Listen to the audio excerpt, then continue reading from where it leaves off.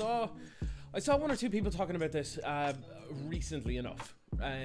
Quite recently, in fact, like in the last, I'd say about like 4 or 5 days, that it might actually be pretty reasonably, not amazing, but like it's not going to beat any, like it's not going to be better than the Yorion decks, but it might actually be well suited to fight the Yorion decks.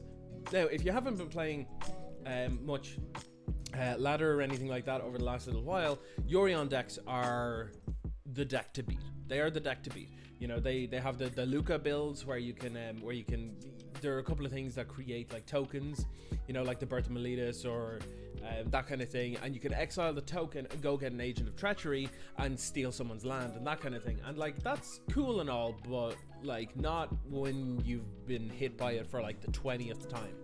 So the way to get around it, I've found, is to play decks that don't give a damn when you get something stolen.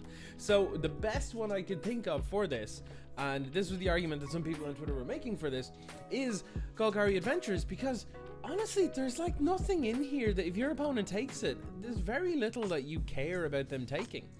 So to anyone new to the adventure style decks, they look to abuse the adventure parts on these creatures or similar. So for example, you've got Lucky Clover, which doubles the, you know, it gives you an additional copy of whatever adventure spell it is you're casting. And then you have the Edgewall Innkeeper, so whenever you cast said creatures, you can draw a card. These are exceptionally powerful payoffs, these two. They don't look like it, but oh my god, they really are. So first up, we Felmar Knight, 1/1 Death Toucher, and you can use the adventure to draw a card and lose a life. That'll allow us to draw several cards. Order of Midnight, 2/2 flyer that can't block, nothing amazing, but it can return cards from your graveyard to your hand. You can get multiple triggers off of Lucky Clover and just return like bunches of cards at a time. And then you've got Smitten Swordmaster, where Curry Favor will just drain out for the game, because there's actually quite a few knights in this deck. You have Murderous Rider over here, you have Felmar Knight here, you got Order of Midnight, and then you got Smitten Swordmaster. So especially when it's multiplied with the triggers off Lucky Clover, this is actually probably one of my favorite decks in Standard. I built this as soon as it seemed like it was viable, and I've loved it the whole way. But unfortunately, over the last while, it wasn't so great. But now it looks like it might actually be okay again. Murderous Rider. We've all cast about 100 of these, like at least we know what it does. It's just good. Being able to copy removal spells is fantastic. Lovestruck Beast as well. This is actually like a token machine. When you have a couple of Lucky Clovers out for 1 mana, you'll be able to make 2, 3, 4 tokens, and you can just start going wide on your opponent. Beanstalk Giant, just a good chunky threat, and an additional adventure creature to trigger both Edgewall Innkeeper and Lucky Clover. You'll be able to, with a couple of Lucky Clovers out, you'll be able to get multiple lands out into play, so you can play these things quicker. But the big piece that this deck has that is able to beat a lot of these Lukka decks and Fires decks and Yorion decks and stuff is Casualties of War. It is not unusual or strange to have all 5 of the options on Casualty of War live at any given point. You can blow up a Lukka, a Fires, an Agent of Treachery.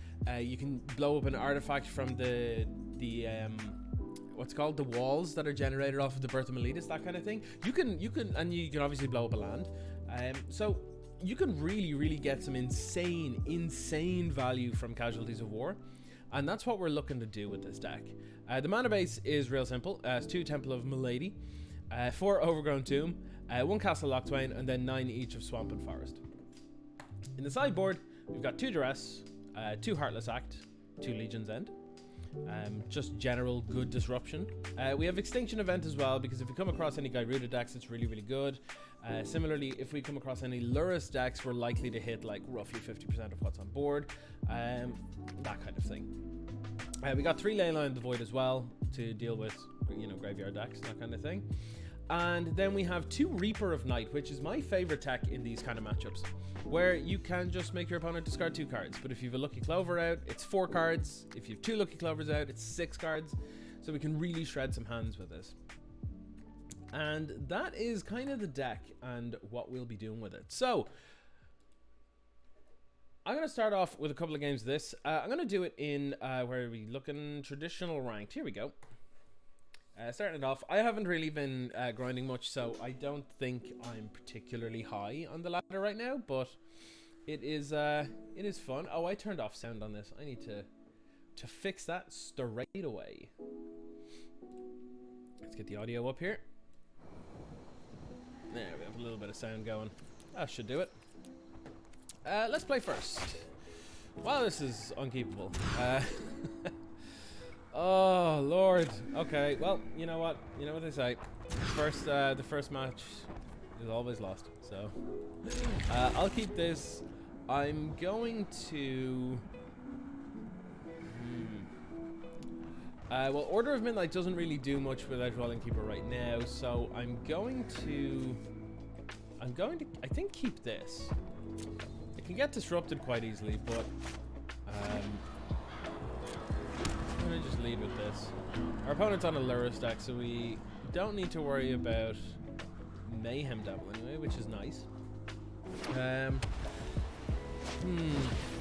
on cycling. Okay, so that's not too bad. There aren't many things that our opponent can really do. Yeah, I'm actually pretty comfortable with playing at the Edgewalling. All right, opponent. Big Boss 23 over here, being a rude little person already. Excuse you, your go. I'm not gonna do it back. I'm not gonna do it back. Better than that. Better than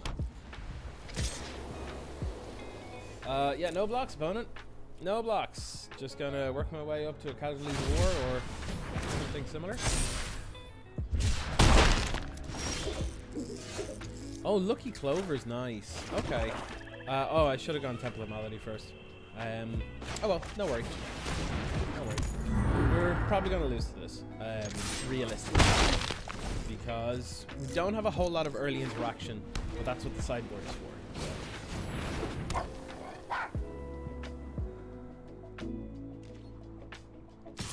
Okay. Flourishing Fox getting in. They're probably going to cycle a couple of things. Yep, Giant Healer. Works to play up, so it's a pretty handy cycle. I do enjoy the cycling deck. I really want to give a run with that. Maybe some point this week. So we're down to 12. It doesn't look great, but let's see what we can do here. Let's go get some basics. Honestly, mulling to 5 was pretty rough. Not gonna lie. Not gonna lie. We haven't really had any ways to actually interact here, so not perfect. Let's see if we can find a Murderous Rider or something. Actually, this is pretty reasonable, I think. 1, 2, 3, 4, 5, 6. We'll be able to play Beanstalk Giant next turn. Likely not good enough against these little foxes, but maybe we do pitch this. Maybe we just need to get Murderous Rider or suck. No, actually, hold on. If our opponent... Alright, opponent, calm down. Our opponent can cycle 4 things next turn. So that is 7 on this. Then Murderous Rider will kill us. Yeah, so I think we actually have to hold on to that. And no attacks here. Now they could fight this, cycle 2 things and kill us, but them's the breaks, I guess. So yep, they're doing it. So all we need to do now is just watch them cycle 2 things and we lose the game.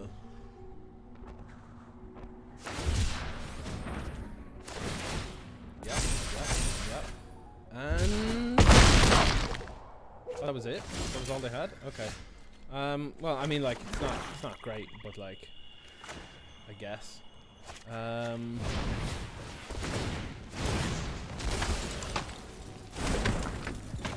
they're probably just gonna attack and then flare us. It's entirely likely. But look at them good gaming us. The big salty boys over here. Yeah. Now I know it's wrong to assume the gender of our opponent, but in my experience, females and non-binary people have never been really whingy, salty babies about it. So they're likely just little whingy boys. Also, no person that isn't some sort of like problem male has ever called themselves Big Boss. I'm Big Boss. Okay, so let's bring all our removal in because that's what it's here for this matchup. Pretty much specifically this matchup. The Order of Midnights are there to grind, and we're not really grinding. So we'll put those out for now. 2 of those. Do I want anything else here? Probably ley lines, to be honest. They're probably decent here. Casualties of War, a little too expensive for our tastes, I think, at this point in time. Felmar Knight's a great blocker, so I'm okay with this. They don't really have great removal. They might have some post-board, but nothing major, I don't think.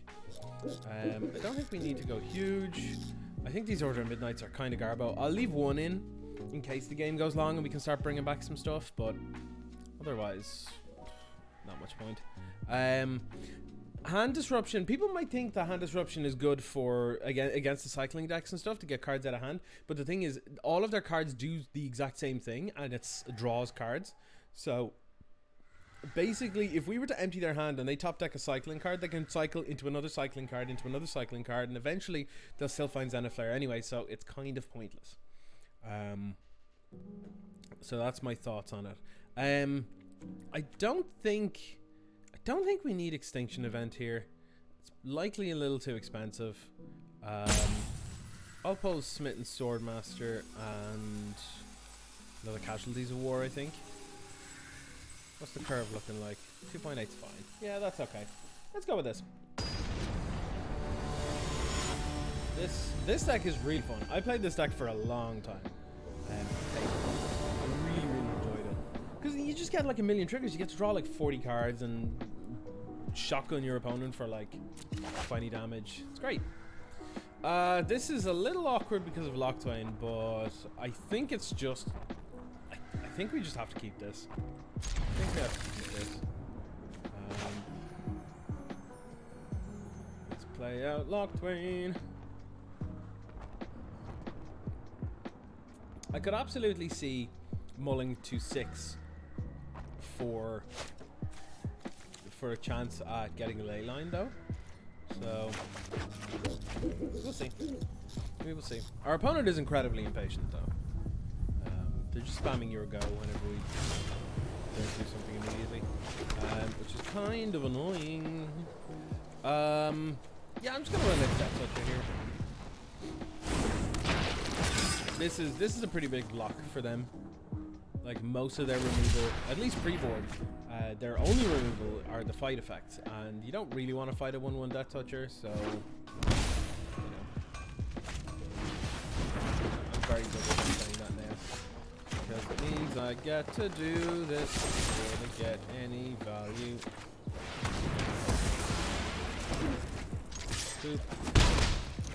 If we could draw another black source, that would be 15 out of 10. Preferably not a Temple of Malady, because, you know, there's the frickin' ley line. Alright, well, I don't want to attack because they won't block it, because it's only 1 point of damage, but this prevents them from doing more to us, so I think I'm okay with that. Fox is fine. I don't mind Fox at all.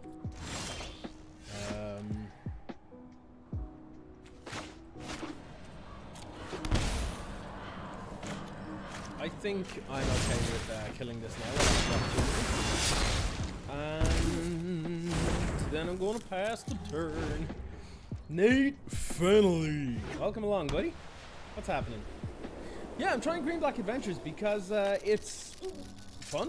First of all, it's fun. Like, none of the cards give a damn about being stolen by Agent of Treachery, and nothing gets hit by Elspeth Conquers them except, like, Murder's Rider. So, like, whatever. I'm kind of good with it. Oh, that's a hell of a draw. But I really feel like I should just slam this down. Yeah, let's slam this down.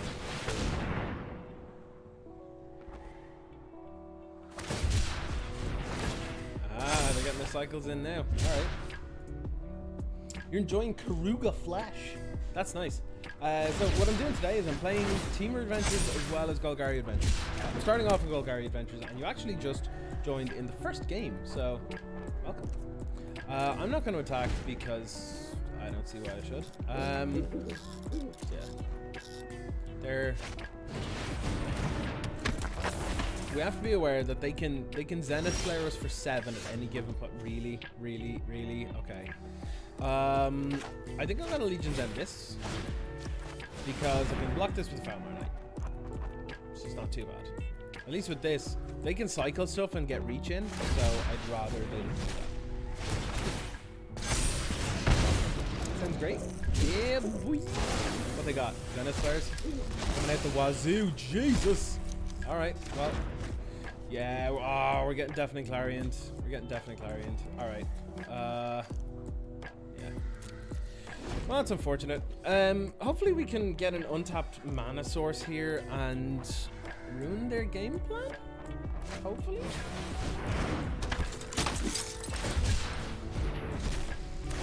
Oh, well, they're not Deafening Clarion now. Because they're playing into a sweeper? I don't understand. We don't get a whole lot of value out of this, but I feel like we should cast it anyway. I'm going to destroy a land and destroy a creature. Well, actually, no, hold on. Can we get better? Can we do better? No, not really. Not against that deck. Creature and land. Let's target...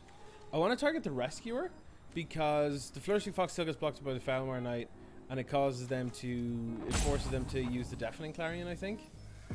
Or if we kill this, the problem here then is that they can just... Yeah, so the problem here is... If I kill the Rescuer, they will fire off the Deafening Clarion and whop us for a bunch with the Fox. But if we take them off the... Yeah, I think I'm actually going to hit this and hit the land. Because if they don't get a red source, they can't carry it. So I'll be pretty okay with that. I'm going to Yurgo your opponent one time. They've been spamming Yurgo on us the entire time. And they've been real dicks. So I'm okay with this. You send my list just for fun if I want to look at a cruise for 15-1. The difference though, Nate, is that you're a good player and I'm just here for the entertainment. That's all I'm here for.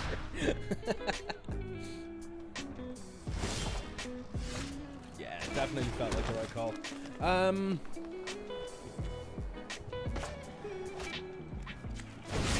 Like, I'll just kill this, I guess.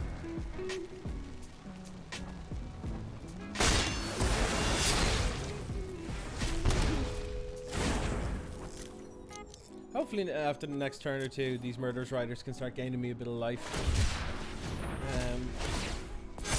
Here for the entertainment? Well, you're not here for some pro level stuff, that's for sure.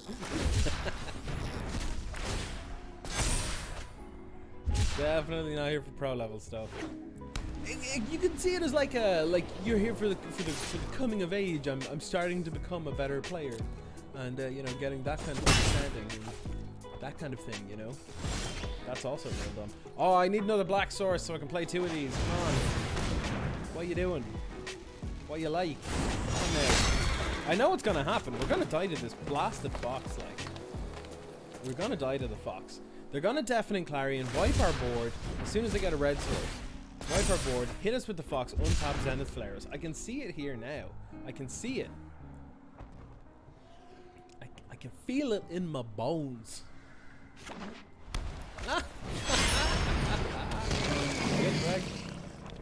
Oh, that's kind of awful though. That's kind of awful. Yeah, I forgot. You know what? I actually forgot about Lurrus because I was having too much fun.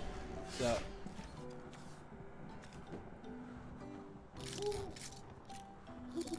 excuse me, sir. Sir, this is a ley line.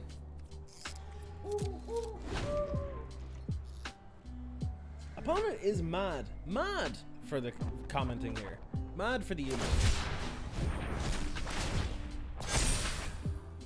What in the name of Nate Fennelly is going on here?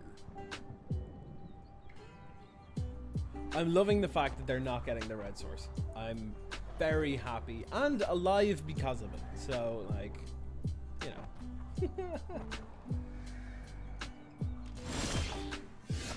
That called. I mean, it's that. You gotta take the call for that. You're back. 3 ley lines. Let's go. Fuck. Okay. I think am I gonna play it safe and attack? Maybe not. Maybe not this time. Maybe later. Maybe later. But that can also probably be spell my death, because they could just go red source, Clarion dead. Also feels terrible. Leyline Tron, literal. And the thing is, I've only got 3. I only run 3 in the sideboard. Ah, look, you get yourself out of here, will you? Hold on. I'm gonna launch one of these in because I need to gain a little bit of life, but.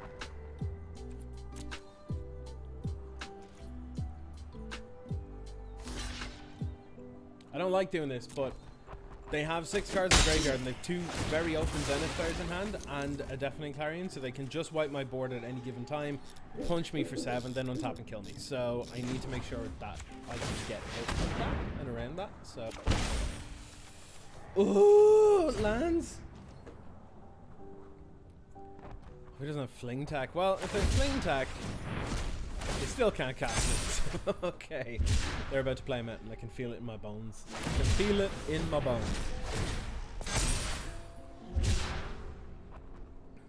They're gonna cycle one more time. Yeah. Then they're gonna play a Sacred Foundry, Deafening Clarion, punch me for 10. I got it. I can feel it. Can you not? Can you not? Come on.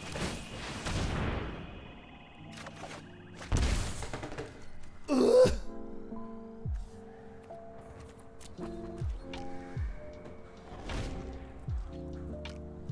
Like, it's 25 lands, but like, out of 21 cards so far, 1, 2, 6, 7, 8, 9, 10, 11, 12, 13. 13 out of 21 cards have been lands. And 3 have been Leyline of the Void. After turn 1.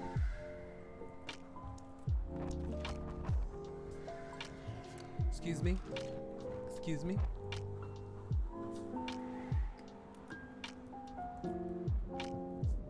Like, what are they doing? Okay, well that's something, I guess. Tap. Adventure. Oh, what's going on, everybody?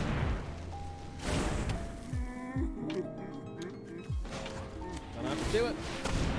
See what I get.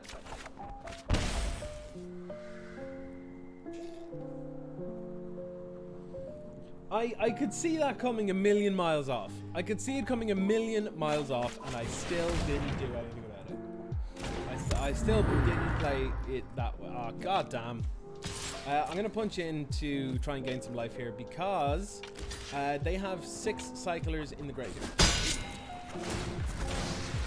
So I need to make sure that they can't double Zenith Flare me anytime soon. But they probably will. So, like, you know, whatever. Wouldn't Conrad and cycling do the thing? Maybe? Maybe? That's option. If you want to present some wacky, weird, dumb brew ideas, I'm in. I'm loving the fact that they have 19 cards left in deck and they still haven't found a second red source. Well, this feels terrible here. Okay. Let's use it to kill Lurrus. Let's use it to kill Lurrus.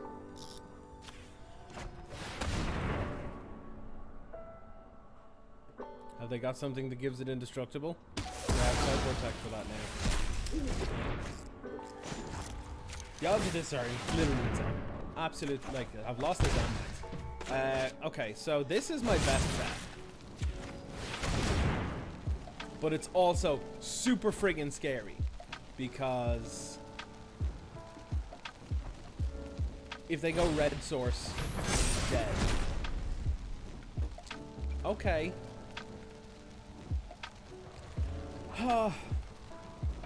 That's really unfortunate. That is like unbelievably unfortunate.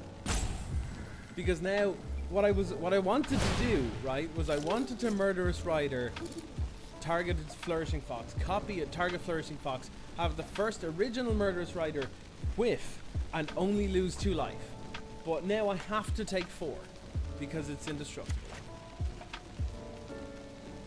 That was the tech I was talking about, by the way. The fight as well as the attack for the sideboard of this deck. Now I'm down to freaking 5. If they go red source, I'm dead. If they go red source, I'm dead, and it's all because of this dumb draws.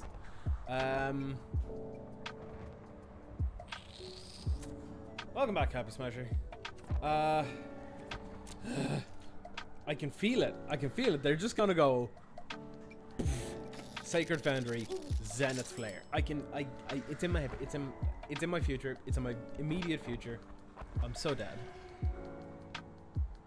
I'm so dead.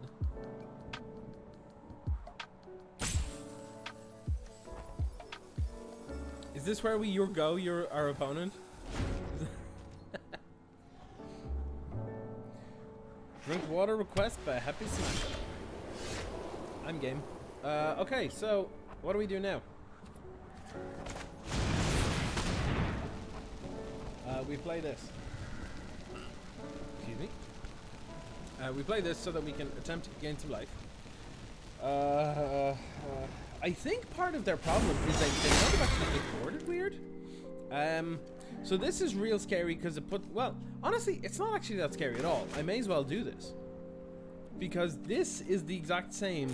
This is the exact same as activating this. Now.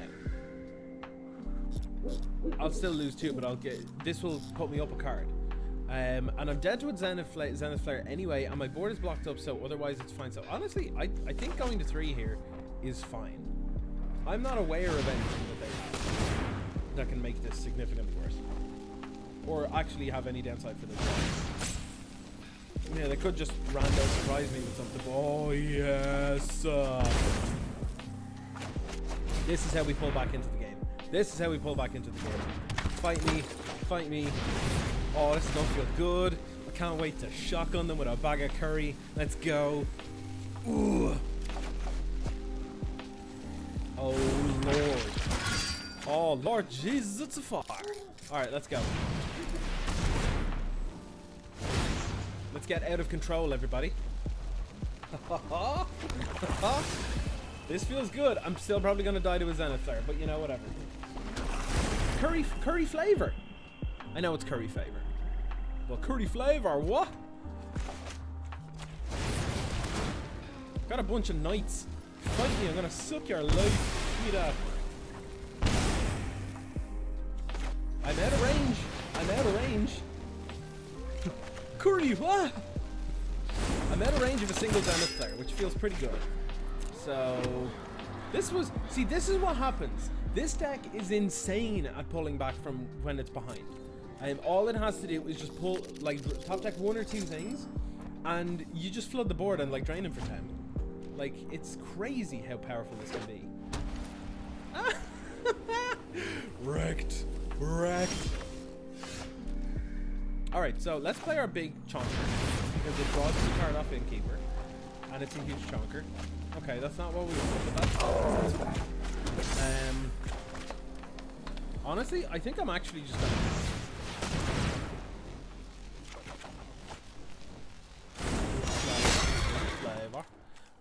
I'm gonna now draw a card, and hopefully get some curry flavor.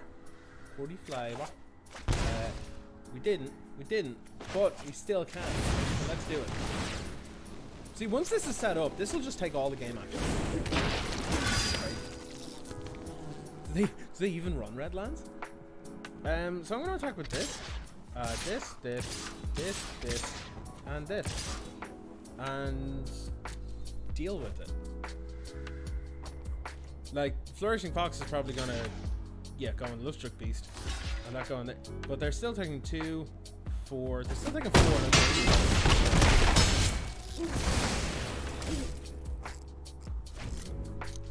Like, this happened over the course of 2 turns.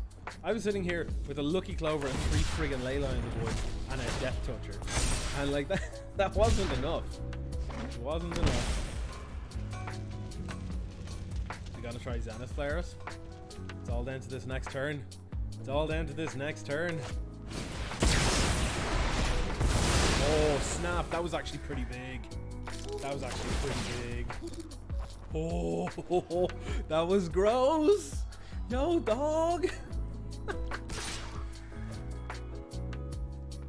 Yeah, that's actually how we lose. That's actually how we lose. They get the red swords. Well, I can't take 15, so I have to block it.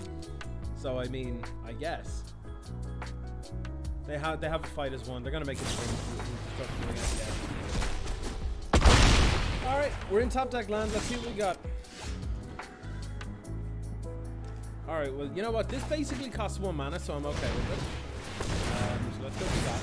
And it also, at this point, it does actually thinner deck, so like enough that we care. So let's go with it. Let's do it. Let's put this in tap so we can scry. We get the land away from the top.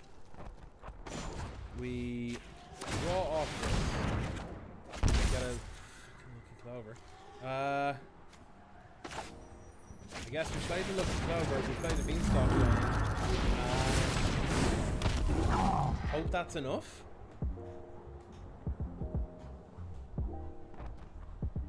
Like, it still might actually be enough because they have to block this. Well, no, they don't have to block it. They can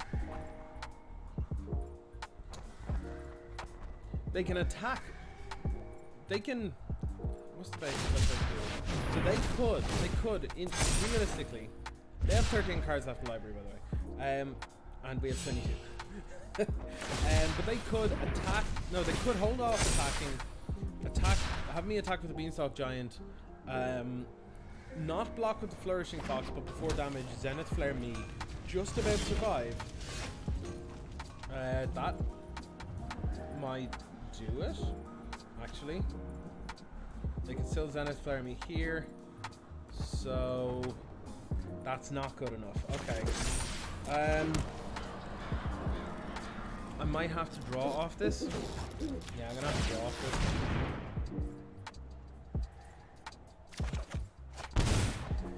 No, that's not. No. Oh, I think we lose the game. Yeah, we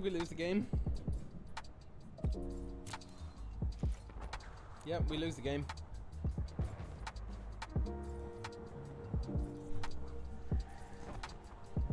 My problem here is that they have enough now for Zenith Flare. So they can Zenith Flare and put me to 1.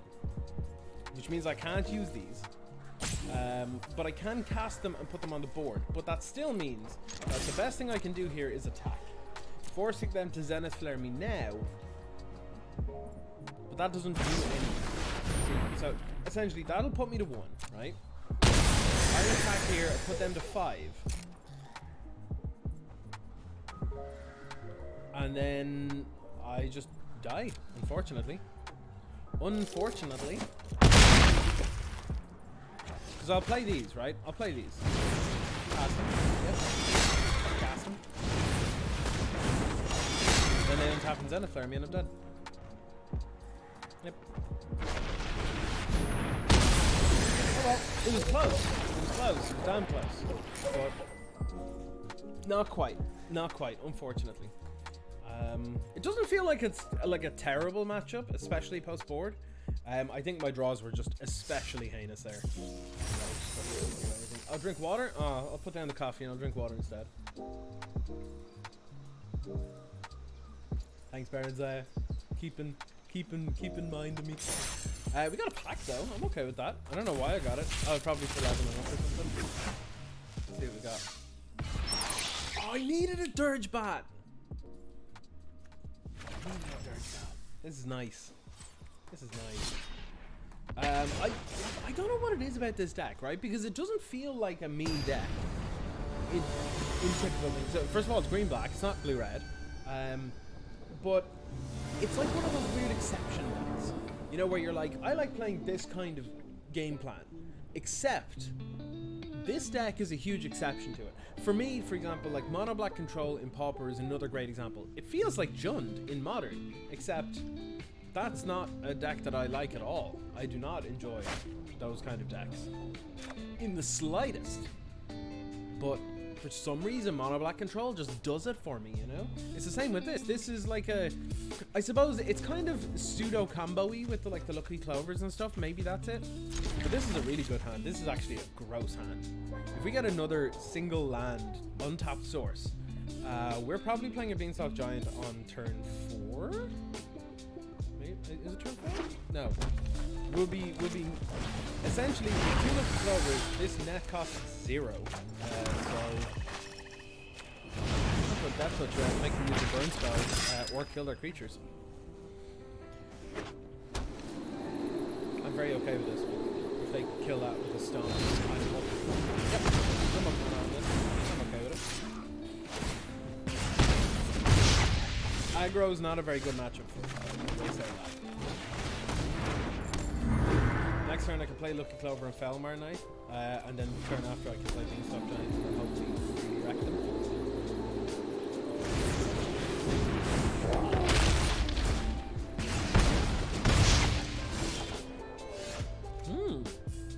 Okay. So Lucky Clover. Felmar Knight. Then next turn this will cost 0. Because I'll get 3 lands, which will allow me to then do this. Which then next turn I'll be able to Beanstalk Giant or I can something. So yeah, I'm kind of okay with this.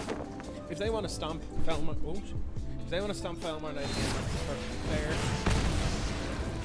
So essentially, like early on in the game, I don't really have much in the way of good defense. This is pretty good. So I'm gonna copy these. I'm gonna go get. Get at least 2 swamps here.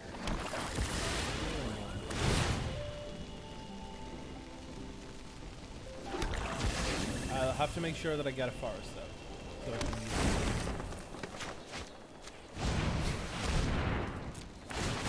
it. Now, if this Murderous Rider survives this turn, we are good. And by good, I mean like fine. As in, like, if it doesn't die to a burn spell, or we don't get Ember Key, then we're okay.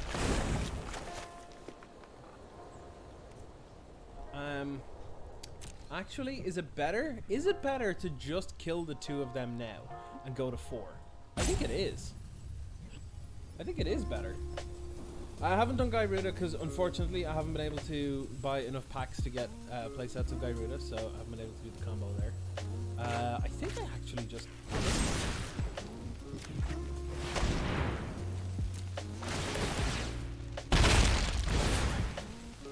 This is risky as all hell, but like, I think I have to do it.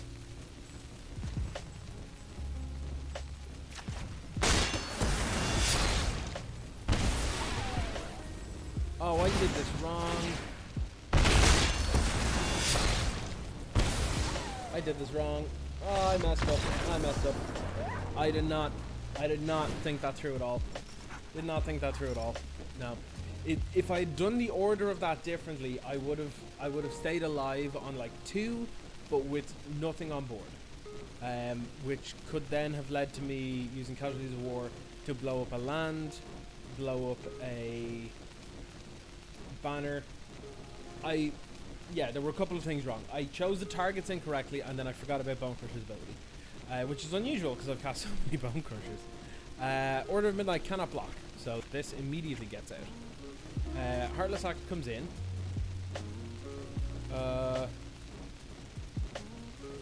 Crashing Brontodon ain't bad, actually, now that I think about it.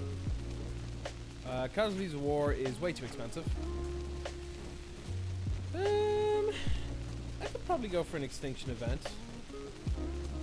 Actually, I could definitely go for an Extinction Event. It's an odd deck, I don't know what I'm talking about. And then, what else can I pull? Can I just pull all the casualties? Maybe not all the casualties. Actually, casualties just seems like it's backbreaking, but is it what we want to be doing here? Maybe I'll leave 1 in.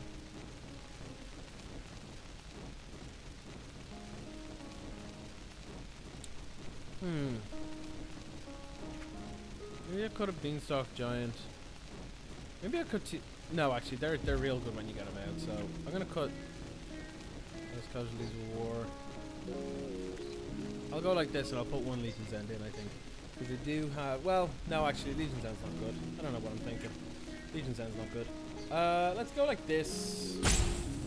This looks fine. Actually, no. You know what? I take it back. I might put Duress in. I kind of like Duress, actually. Yeah. I kind of like Duress, because you can take a banner, or you can take an Ember Cleave. Oh, no, there's no Ember Cleave in this. You can take a banner, you can take... what are the other things? There are things you can take. Maybe it's incorrect with an Obosh deck, but I guess I'll find out, right? This is a perfectly acceptable hand. Yep, let's go with this.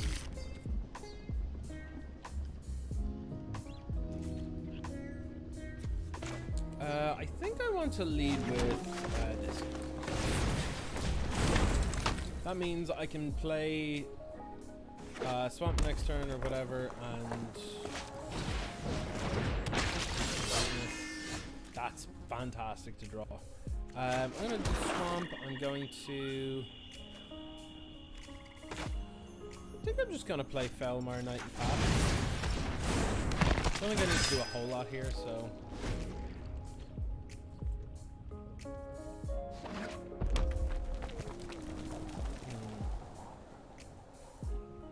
That one dude in 1995.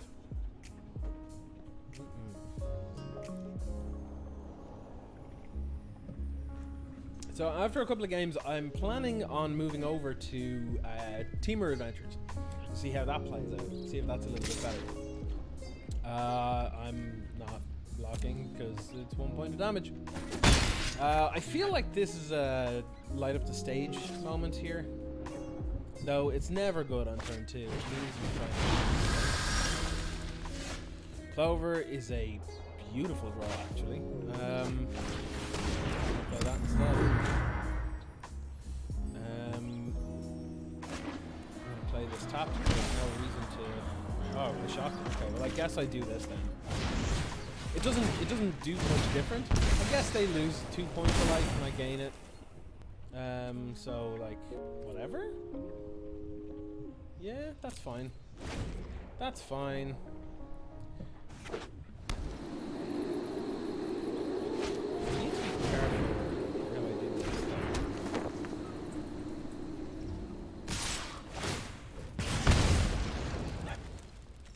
Yeah, so I'm okay doing this. I'll take 2 though.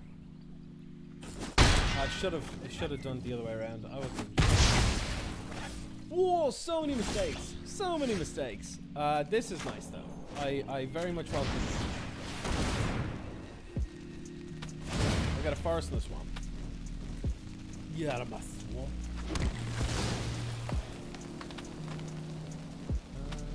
Boop. Boop, boop, boop. Extinction event is a massive blow. Massive blow. Now they have to kill this. Or I'll just keep gaining life. Which I'm obviously okay with. You know what? Yeah, take it. Take it. Beach.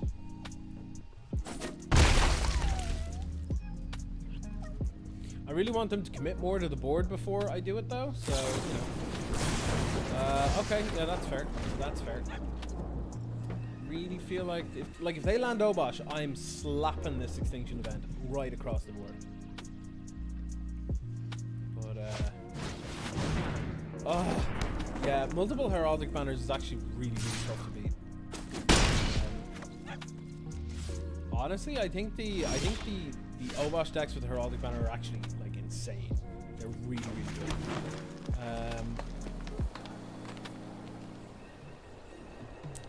So here's the thing: if I'm playing Lovestruck or Murderous Rider,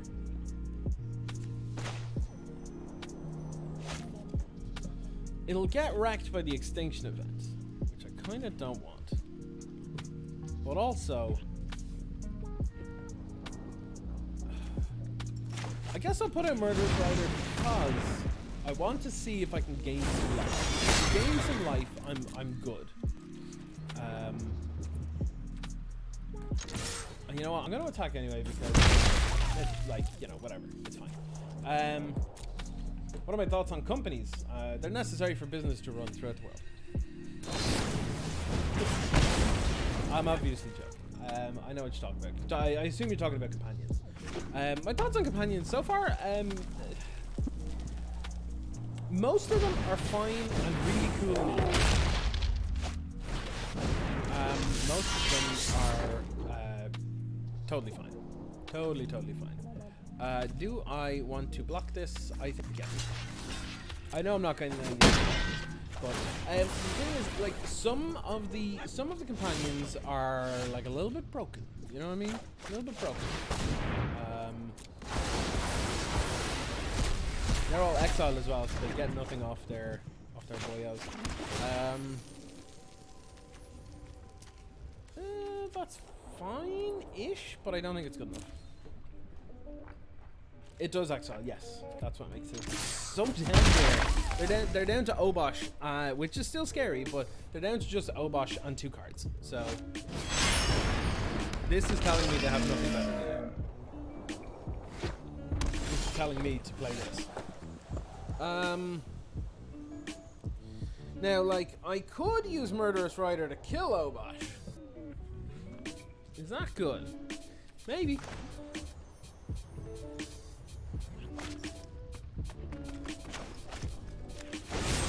I think, yeah. I think we do. I know copying it means that we're going to lose the Murderous Rider, which isn't ideal, but, you know. We'll make do where we can. Then I'll play this. And then over to them. They won't try. I don't know what they're going to do, but hey, it's all fine. Yeah, so companions for the most part I think are perfectly fine. There are some, hey, that was a weird moto bug. There are some that are problems in formats and stuff.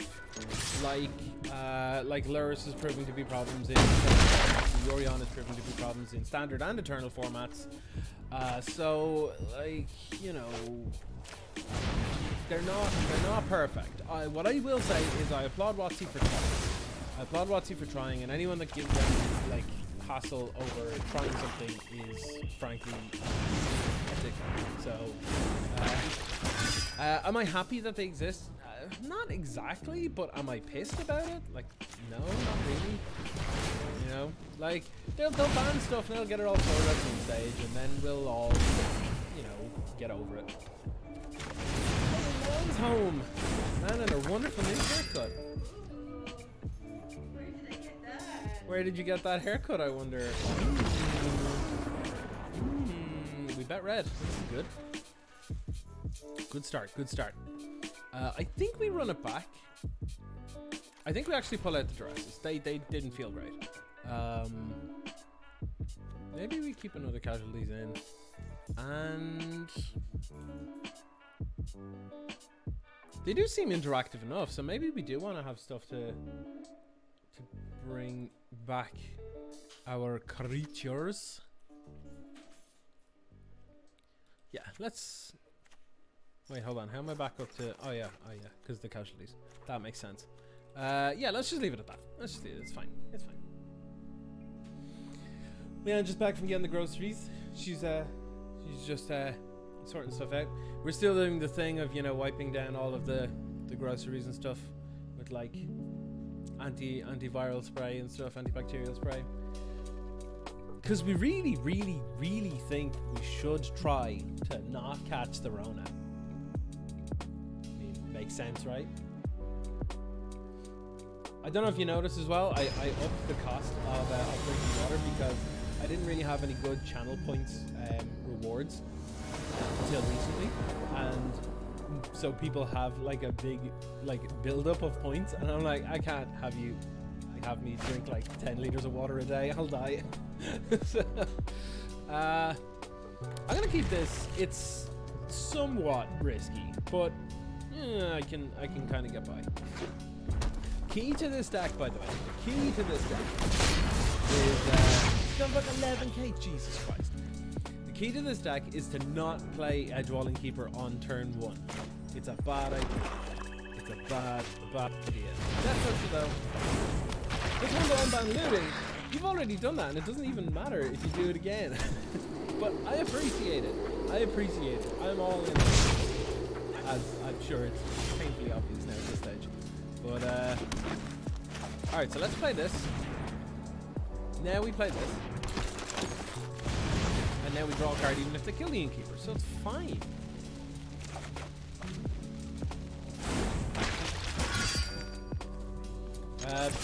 Boop. I boop you. I boop you.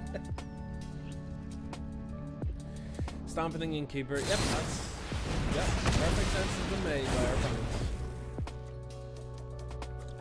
Why? Like, sometimes the mana base does screw with us. Sometimes it does. So, like, I would really like to have. Oh, well, sometimes it also just kind of likes us, so I'm okay with that too. What I think I want to do here is I think I want to play Swamp and play Beanstalk Giant, get a Forest, play the thing off Lovestruck Beast here. Is that right? Drinking water. I gotta drink more water. Alright, that's fair.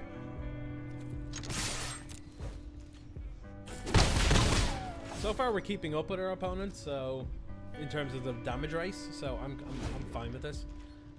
They seem to be struggling to hit their third land, which in a deck that is full of 1, 3, and 5 drops. Oh wow, Blazing Volley. What's that in for? That's some weird tech. Which is also kind of shocking. I didn't know to have to expect that.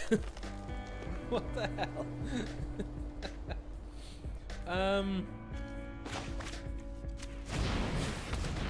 I guess I'll play this and then play this and be like, good luck opponent, it's a 5 power, 5 toughness creature. You have damage based removal. Now, I kind of hope they play the Heraldic Banner so I can bust it up with the Thrashing Brontodon before they play their Obosh, which is quite nice. So I'm going to do that now.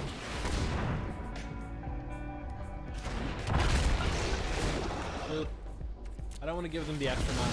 This is ramp as well as damage, so I'm very on board with this. That's fine to do. I wasn't going to attack, so this is all good for me. I really hope they play another creature though, because then I can then what's this need? 3 other cards. Okay, that's fair. Honestly, yeah, I think I just have to do it. I'll take 4, but if I don't, I'm gonna take at least something. Like, they can pump this in the air, all sorts, so I may as well just take it down. I know they can bring it back, but like, they'll have to spend their whole turn doing it. I can hopefully do something a little better during that time. Hopefully. Maybe not. Hopefully. Ah, Irreverent Reveler. Irreverent Reveler. You say that 10 times. I like it. I like it. I like it a lot. I'm pretty good with just jamming some board stuff. Jamming some board stuff. Can't attack with the Love Shift just yet, but it's all good. Thank you for the biddies, Lan. Thank you for the biddies. She's over here looking adorable. Look at her face. Look at her face. Stick your face down. Stick your face down. Look at this. Can't come in here. Hold on, hold on, hold on. We're just gonna pause game. Look at this. Yeah. Turns out I'm better at cutting hair than playing Magic. GG, well played. Okay, in the meantime, I'm getting bet by this big friggin' bird. Whoever we can outside. So I should have attacked first. I'm a dingus. I'm a big dum dum. Yeah, I'm just gonna make I don't know what that's about. This deck, like, it feels great until it doesn't. And I know that sounds like real stupid, makes no sense, but like, it feels unreal, and then like you feel like you're doing okay, and then out of nowhere. It's like, oh, I just fallen on my Baronzaya, thank you for the bits, bud. Corgo cheers for Barbara Scott. I think I'm dead. I think I'm dead. Yeah. Oh no, I'm definitely dead. If they get a land, I'm super dead. But I'll let them kill me. So like whatever. Provided they don't. Yep. Well, I'm gonna have to block that and then lose. Yep. Obosh had the reach. Had the reach. They went through an exchange event and everything. I was reasonably impressed. Okay, so far this deck has not been super great to us, but you know what? I mean, I've been enjoying it, so like I kind of don't mind.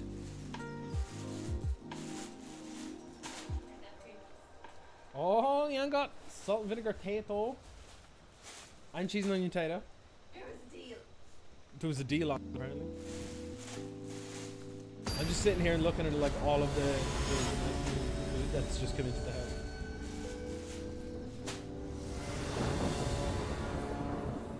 We are against Buffolino. This hand is very medium. They don't have a companion. So that means it's either Temur Wreck or Temur Wreck Temur Wreck Adventures, or they're just handicapping themselves on purpose. So I guess, I don't know, maybe. Are they like normal fires? Or is it Jeskai control?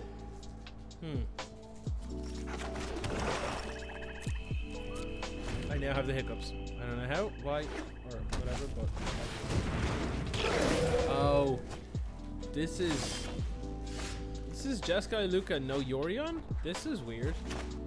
I take it, I guess. Oh no. Oh god,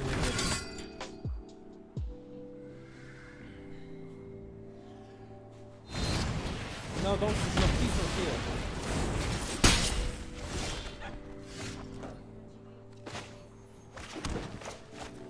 What you got? Oh, very nice. We got some nice cornettos. Big cornettos. Literally, they taste the exact same.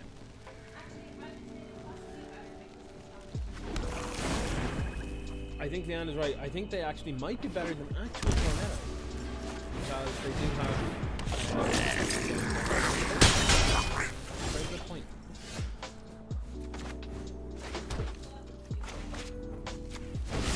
A lot of thought into this. I think I just want to be mana efficient here, and oh no, I know what this is. This is the Winota deck. I don't know what I'm talking about. This is what I'm talking about. Yeah.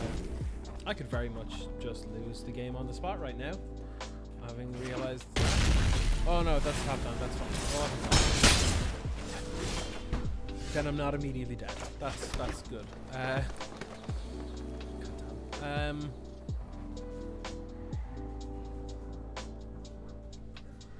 Do I want casualties now? Because if I don't, I can hold up Murderous Rider for Winota. Oh my god, the hiccups. Ugh. I think I want to just play a Smitten Swordmaster and hold up Murderous Rider. Yeah, I think I'm going to do that.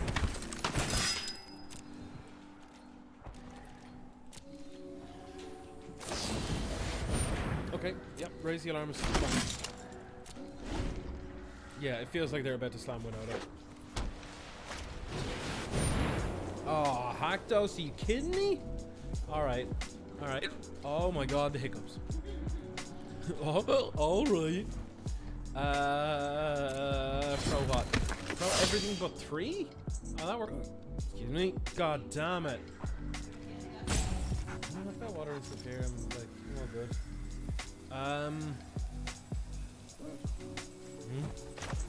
Okay, I guess I have to use this. Or, oh no, actually I don't. I don't. Hiccups are getting worse though.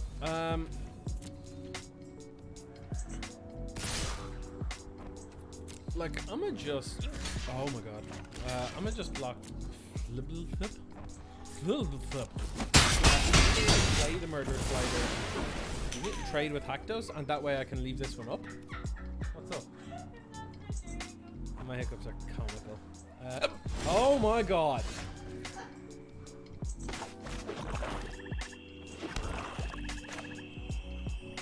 Okay, I think I need to play Murderous Riders. I'm talking, but cause my hiccups. It's actually real bad. I don't know how it happened.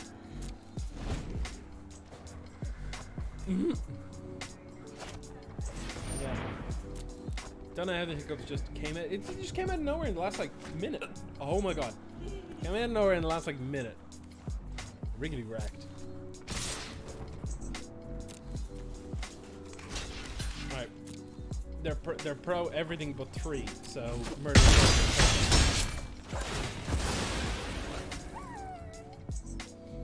Is Haktos a really good call now that like some decks are all odd based? Oh my god. Please stop it. That's a beautiful draw actually. I'll take it. I'm gonna have to play Order of Temur here. It doesn't block, but it draws a card, so I'm on board. Yep, it's fine. Oh, Jesus Christ. So here's my dilemma, right? I play Lucky Clover now and I pass the turn. They will untap and play a Winota and I'll die. Or I pass the turn. I don't help set up for future turn. Oh god, hiccups again. I pass the turn, I don't set up for future turns, and they don't play Winota. Both of these options have a 100% likelihood. No matter what happens here. So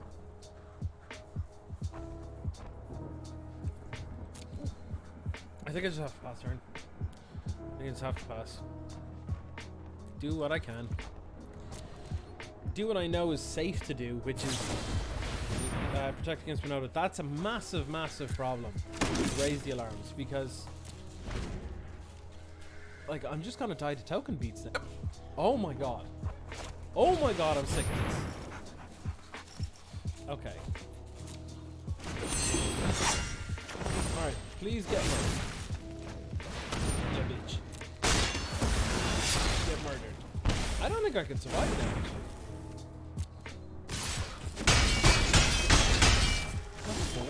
What can I do here? Play this, play Murderous Rider. Hope for the best.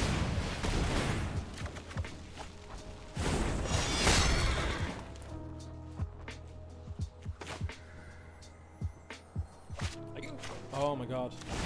One of these days, these hiccups will stop. But it is not this day! I may as well attack with this because it literally, so it doesn't matter. Okay, Murderous Rider is critical to us surviving here. Critical. I'm gonna try and hold my breath for a minute to try and get rid of the chickens.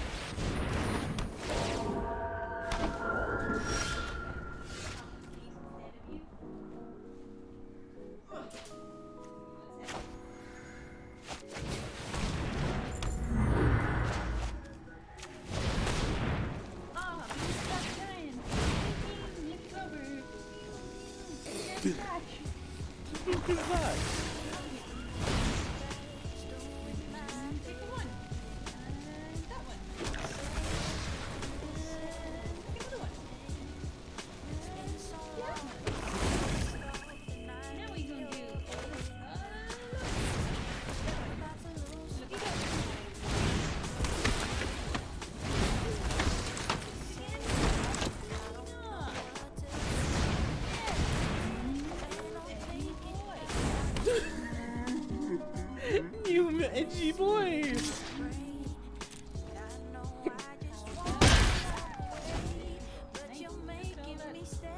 still dead.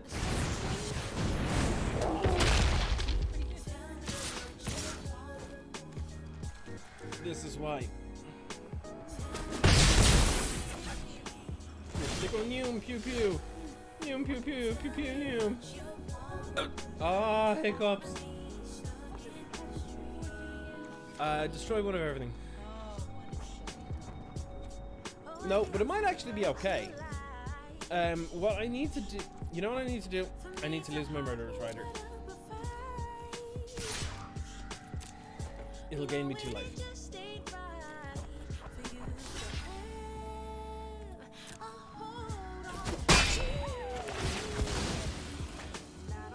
I should have attacked this. I should have attacked this as well. I can't block. Yeah. Okay. Excuse me. So I can make this happen, no problem. This is fine. This is totally fine. Make a bunch of creatures. Make a bunch of creatures. Then. What I'm thinking is I can Murderous Rider. The Lucky Clover doubles it, right? Which is unfortunate. No, I think I'm actually just gonna have to play it. And just fade a stomp for a turn or something. Like, oh no, here we go. Curry flavor. Curry flavor, what? Alright, let's get this in. That's not knight, that's a noble. Alright, curry flavor. Now, this is gonna shotgun them for like Lucian.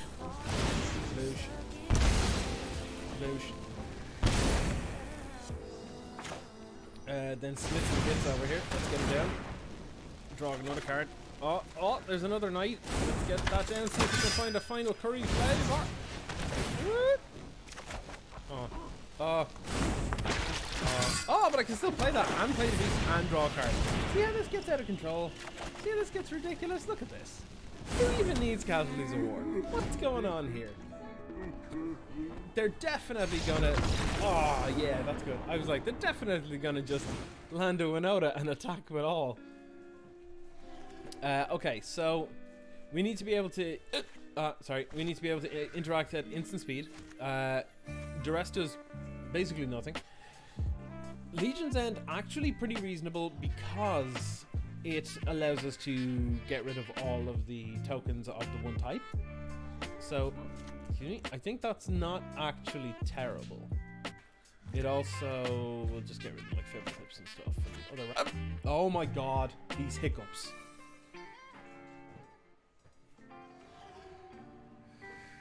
I'm actually losing my mind.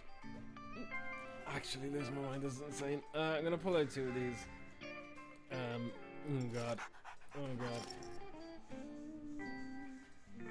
If we had Graph Digger's Cage, it would have worked, but then it turns off stuff like Order at Midnight or whatever, so...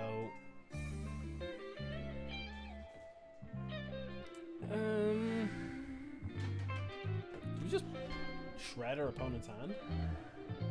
Might not be a terrible idea, right? Let me have a look at this. What are the Winota decks running? Load of creatures, that's fine. They're gonna bring in Embereth's Shield Breaker. That's not a big deal. Dovin's Veto, meh. Ether Gust, maybe? I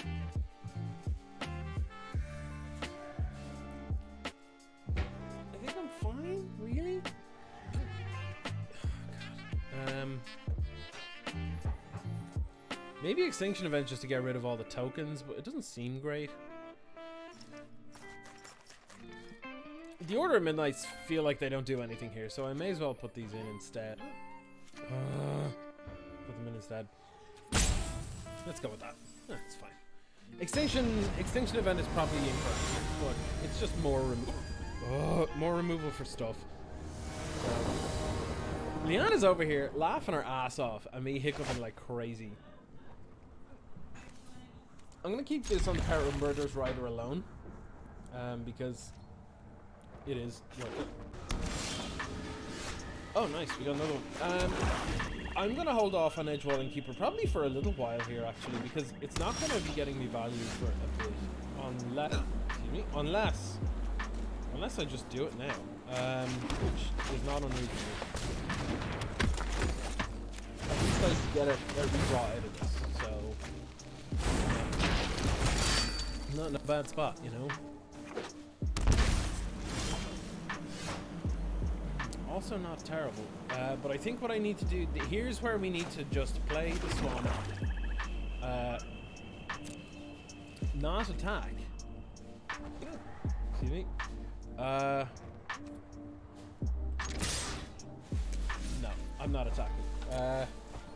I can actually just sit. Oh my god.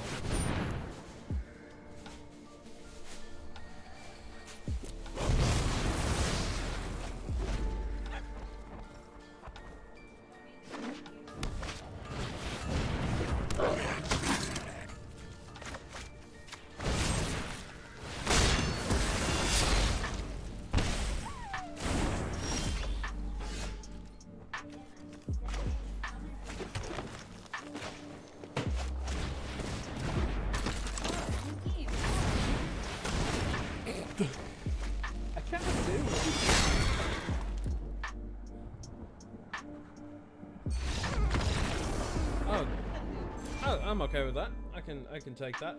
The reason, by the way, I played that there instead of holding up the Murderous Rider in my hand to kill something was because they were tapped out.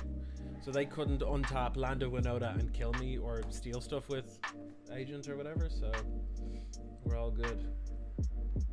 But yeah. Alright, so we got a win. We're doing alright. Oh, we can get a pack. Who wants to open a pack? Me.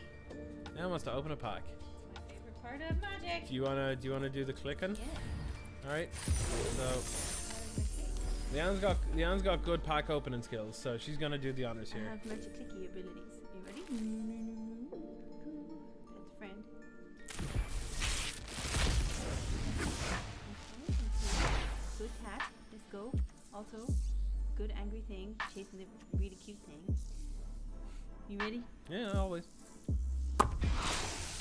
Bonus Enclave is alright. It's fine for like brawl and stuff. I like mono green, where I don't have cards for it yet, but you know, it's all good. Yeah. Okay. It's fine. Thanks. Thank you. I think I'm going to drink water without a prompt this time. Do you want tea? Will that help? I think some tea would be very helpful, yes. Thank you. Oh god. Okay. Oh, Leanne bought tea. Won't be running out. That's nice. My hands, by the way, have been suffering for the last couple of months. They are super dry. Despite all the water you're making me drink. Oh, I gotta drink more water again. I'm so hydrated. I'm like at least 70% water. Scientists will laugh. This is terrible. Sorry. But yeah, this is the same hand. I'm sorry, I can't keep it. Or can I? The two colors is actually way better. So yeah, I'll keep it. I'll get rid of the casualties though. So yeah, my main problem is yeah, hands super dry. I've been using like moisturizer and stuff like all day, every day, and it feels like it's doing nothing. But like if I stop for like a day or two and be like, oh, it's not doing anything, my hands just get shredded, like absolutely shredded to pieces. This was a risky keep and it didn't pay off. So you know, rip, I guess. Attackers. You know what? Yeah, I'll fight you. You want to trade? Want to trade your drop for a token? It's not a terrible trade. For me.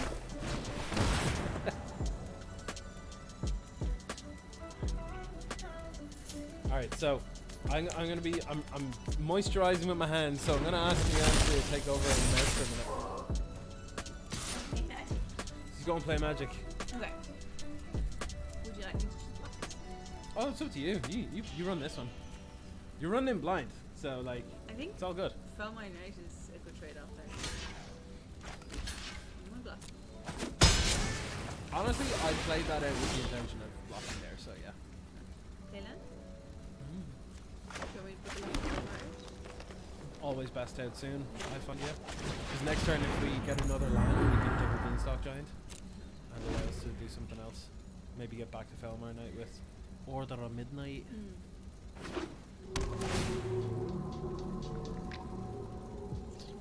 This deck is really, really good at setting up. Like, once it sets up, you're great. I wouldn't block, personally. Just because 3 is the most damage you can do.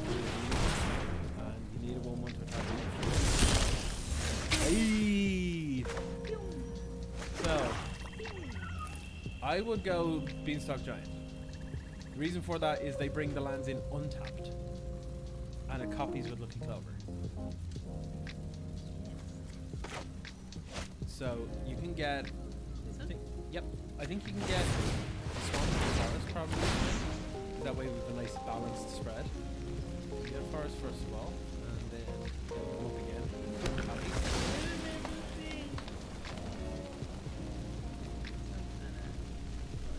Yeah, you should. Now you can get back something with Order of Midnight. Actually, I don't think you should use it just yet, because if you use it, it'll copy, and the copy will resolve before the other one, so it means that it might not go into exile, I think.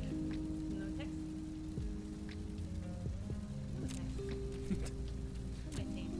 Yeah, I'm pretty sure you can see board. Is there a secret tech I'm missing? Yeah, it's entirely possible that they go land, attack, Embercleave, fuck me. But, like, gotta play to our outs, right? Gotta play to our outs. Oh, hands are ruined. Absolutely ruined. Oh, just casual Preston Beast, you know, don't mind me. Don't mind me. I don't mind going to 8. Oh, I'm going for this turn, probably. Oh, Jesus. Oh, Jesus. Oh, Jesus. Oh, Jesus. Do I just play Lovestruck Beast and Murderous Rider and, like, cross my fingers? Or do I kill 2 things with Murderous Rider and then play it? Seems a little safer, right? That puts me at 4.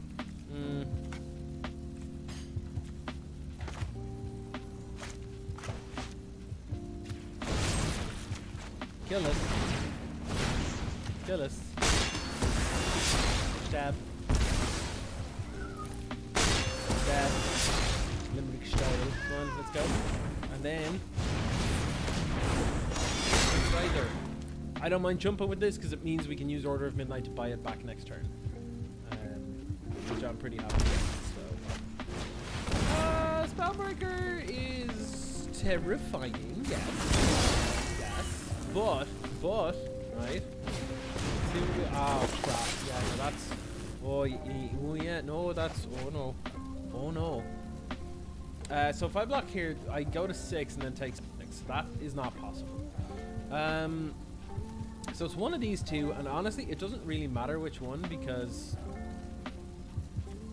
Well, like, this is trample, but I have 3 toughness, so it actually doesn't matter. So block. Damage. 1.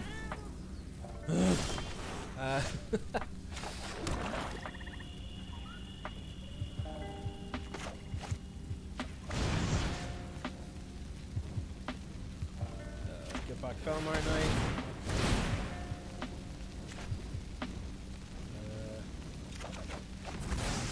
Oh wait, that doesn't. That fails. Oh well. Oh well. We are locked out, right? We're locked out of doing anything? Yeah, locked out of doing anything. Yeah, we play this and we take 1 from literally any of them and then we're dead. Yep, unfortunate. Unfortunate. Yeah, this doesn't hold up super well against aggressive decks. It's more the other decks. But you know, it's fine.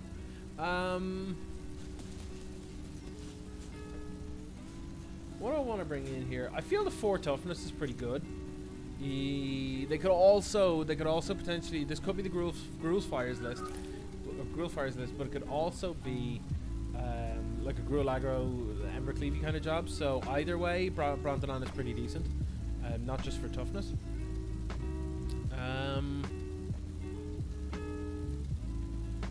They're pretty aggressive, so I like Heartless Act is pretty reasonable. Legion's End is fine, but not amazing. Order of Midnight's just kind of terrible though. I'm just gonna pull those out like entirely. Maybe Legion's End's actually not that good here. Maybe we go Extinction Event. Honestly, I'm kind of good with just having a removal spell that'll either kill one thing or multiple things. I'm kind of fine with it. But also, my hand is alright as it is. So, or not my hand, my deck, currently. I think the Heartless Acts and the Brontodons are actually just the best things. Yeah, let's just run it like that. Let's not oversight work. I feel like if we just had like a bit of a more reasonable keep, you know, like if I had actually, you know, kept a reasonable hand, I probably would have been much better off. So this is real risky.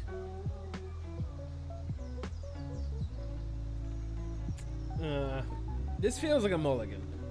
Feels like a mulligan. Like, this is exceptionally powerful, but like I can probably just get it in the next hand. So like I wouldn't worry too much. This hand is orders of magnitude better. Like, look at this. It's great. I'm putting the forest back, I think. Am I putting a forest back? No, I'm not. I'm putting a swamp back? I don't think it actually matters because we have Beanstalk Giant, so yeah, it's fine. It's fine. Temple of Milady. Let's get rid of that. We can get our lands in a moment. Temple of Abandon. Okay. To the bottom. Let's go with...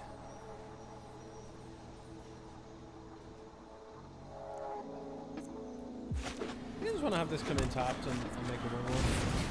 Probably fine. Probably fine.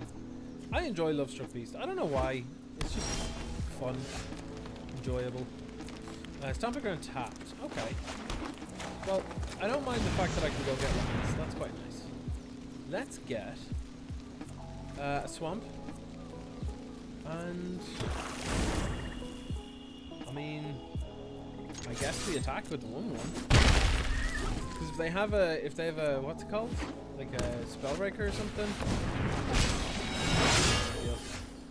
Not really concerned.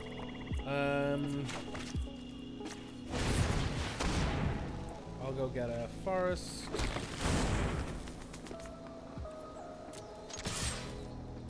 I'm in a pretty reasonable position here. I'm gonna play Beast.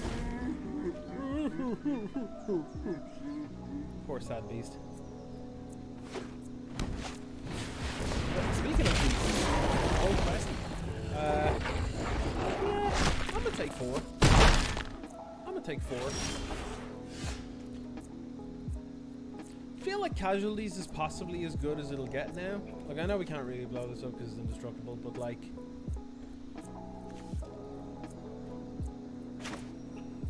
maybe we just kill with this, yeah. Because it's got no counters. The other things can get counters, so it reduces its effectiveness.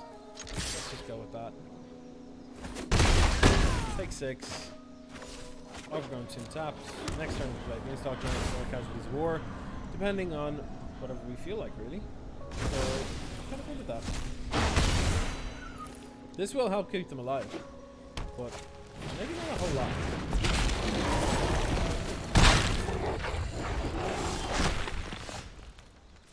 Okay, well, we can play Temple of Milady. Yeah, no, that doesn't actually do anything here.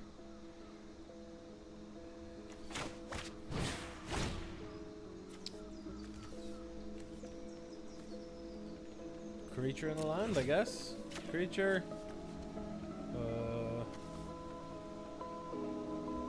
Land. Boom, boom. Go, go, go.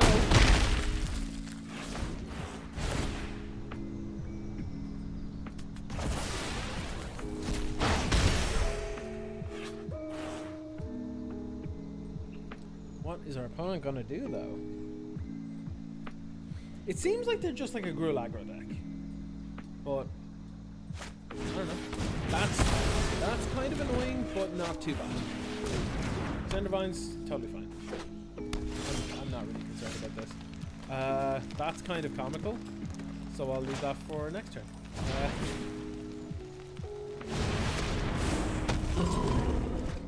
Anyway, there's an 8-power creature on board, and if I get a 1/1, you die. So, opponent, it's up to you. What he doesn't like them. They're actually like pretty close to like getting us wrecked here, though. Like Clothis has gotten through about 8 points of damage so far, which is pretty decent. Pretty decent. Ooh, got some tea. Thank you very much, man. Skargan Hellkite? You kidding me? What's going on here? I mean, all right. I guess we're on the. Are we on the? Like, we can't have this survive. This cannot survive. So we have to catch this war. Creature enchantment land. Creature enchantment land.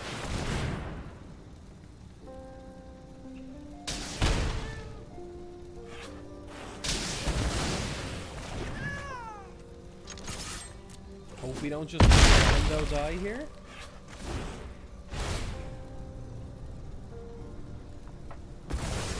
Like, it's entirely possible that we just random die. They can just play 2 aggressive creatures, like hasty creatures, and we die. Like, they can have a Spellbreaker and something.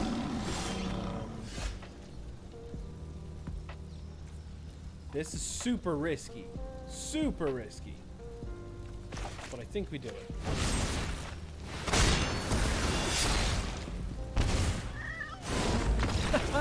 Nailed it. That was nice. That was nice. I enjoyed that. I enjoyed that. That felt like a good fight. The casualties were actually pretty good there. I quite liked it. Okay, so having seen the gem raisers and stuff, yeah, they definitely feel like they're more the aggressive deck. So I would be kind of okay with extinction events. A lot of their creatures have trampled, so the Foulmire Knights are actually not that great, and the Smitten Swordmaster is like fine. So I'll pull one of those. The rest all seem pretty good though. So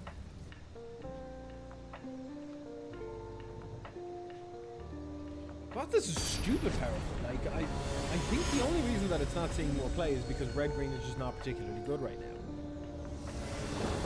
Otherwise, I think we would see a hell of a lot more of Clothis for sure. Old Destiny Bay over there. This is a nice hand. Little slow, but Nightmare and Brawl. Yeah, you're not wrong. Don't mind me, by the way. I'm moisturizing again. My hands are always dry. That's why I need to do it again. Okay, yeah, this is a nice hand, so it will be a keep. Anybody in the chat with any recommendations of cream or stock? Yeah, any recommendations of moisturizer the hand cream, anybody? Oh, that's kind of nice, but I kind of want to just temple. Maybe get me some removal spells instead. Cause I'm sitting there forever, like, little moisturizing and getting wrecked. Getting wrecked. Weirdly, this might be a good spot to use Heartless Act on the Pelt Collector, but I also feel like it's a waste of a Heartless Act, if that makes sense. So I think I'm gonna do the use of this Foulmire Knight. This gets me on the board and replaces the card. So that's pretty decent.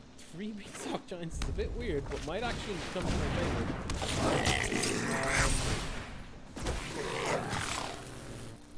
And I'm fine with them throwing that in, so that's okay. So What do I want to do now? I think I have to kill the war boss. In which case, I think I'm going to play Temple of Moon Lady.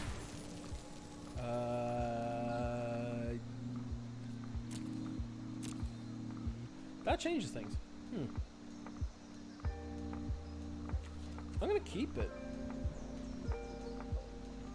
And I think I'm naming even? No, I'm naming odd. I'm an idiot. I'm naming odd. Yeah, honestly, I think I'll keep it. And it makes me kind of not want to use Heartless Act, but I'll keep it up. Actually, no, I'm going to use Heartless Act now, before combat. Stop before combat. Stop before combat. The reason for this is if they play Questing Beast here, I'm going to want to kill it with Heartless Act. If not, I'll use it on the war boss. Yeah, so I'm probably going to use...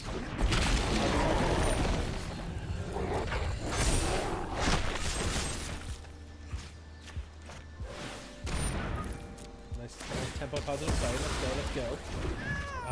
They're going to probably swing in. I'm fine with blocking. Once it gets flexible.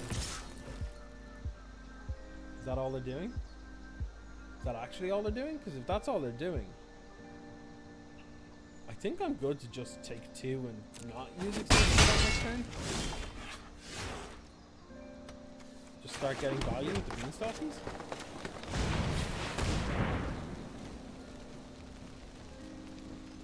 Yeah, I'm pretty okay with this. If they're that scared of losing something to a Felmar Knight, I'm fine with that. I'm definitely fine with that. Baron's Eye is asking.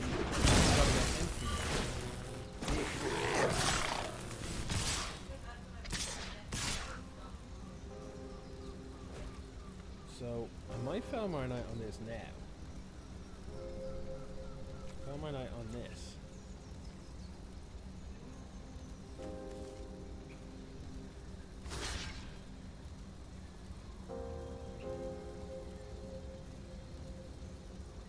Probably gonna die to these tokens. I should have killed this sooner.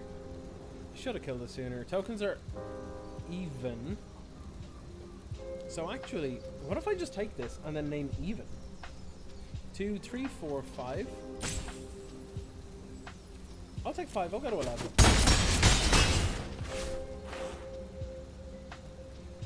Oh, Vino's good. Vino's good. I had psoriasis when I was younger. Actually, I probably still have a little bit. Yeah, Vino was real good. I remember that. So we can Beanstalk Giant, get an untapped source, extinction event, name even. Put us back to without all the tokens and stuff. Is that actually bad? Is that actually a bad call? Because if we extinction event here and we name even, they still have the war boss and they'll just grow out their board again. Until we find a removal spell. But then again, we can just start slamming beanstalks. So, you know what? For science, let's do it.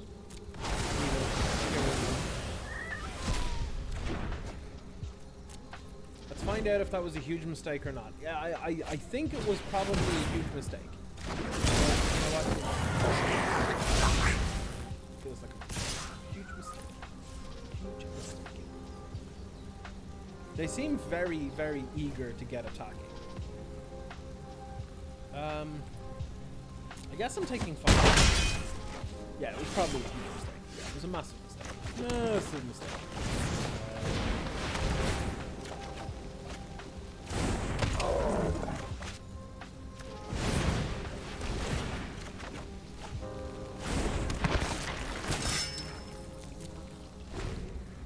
Yeah, we're dead now. I'm pretty sure. Pretty sure we are dead. If they have any haste, your creature, we're dead.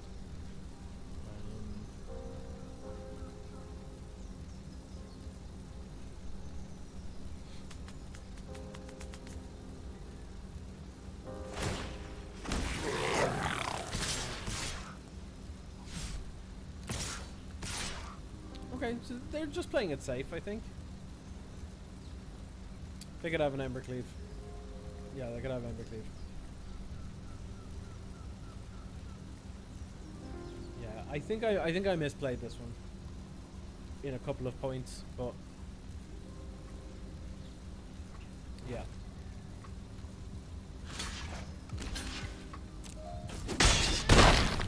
You could also just stomp me here. That's me dead. Yeah, Razor. Okay. Can you, sir? Can you please not? I guess we played this and destroyed something real good. Guess not. Guess I died. Oh well. Hey. Gotta learn. So on the hour will be 2 hours into the stream. So I think we'll be able to have like one more game, and then I'm gonna switch over to Temur Adventures and see if I fare any better. We're still getting our things in here, so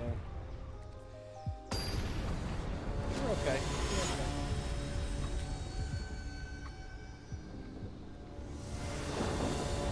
Alright.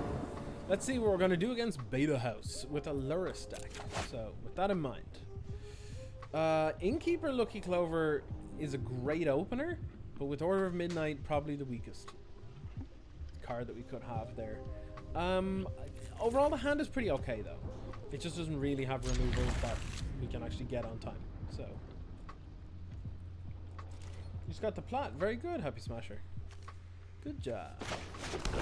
I'm not gonna open myself up to getting hit. The Edgewall Innkeeper hit super early, so okay, we're against cycling. One of the best decks in the game.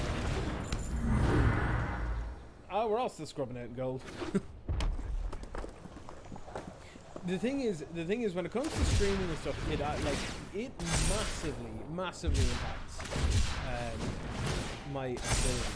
I find my ability to actually play reasonably well. You know, between like keeping an eye on chat, like anytime my face is facing this way, I'm looking directly at chat. Anytime my face is like this, I'm looking at the board, at the battlefield. So like, it's like this constantly, which can feel kind of difficult at times. But like keeping focus on stuff, like can be very helpful as well. If we can fire these off at some point, that'd be beautiful. But it's looking like we need another green source. Actually, if we get another green source, we'll just get there in a couple of minutes and ruin their day. But it's also looking likely that they're going to ruin ours very quickly too. But the thing is, yeah, like if there are a lot of people I know that are very good Magic players, but they are, you know, like that, scrubbing out in gold or whatever for a number of different reasons, because like they either are just playing to enjoy it, which is perfectly fine too. They're just playing to, you know, they're just playing for the enjoyment or whatever it is. That's valid. They're also just doing stuff like they may not be paying attention while they're playing.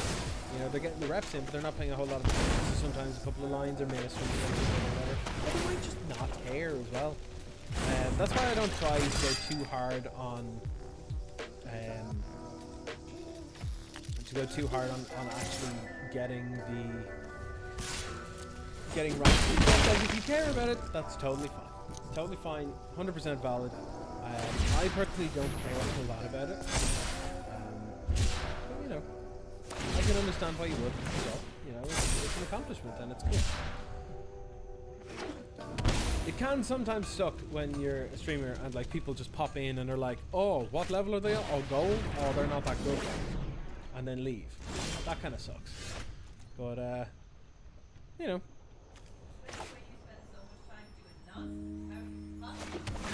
Yeah, how am I supposed to be good when I'm playing garbage all the time? I honestly actually don't think this deck's garbage, but like, that's besides the point.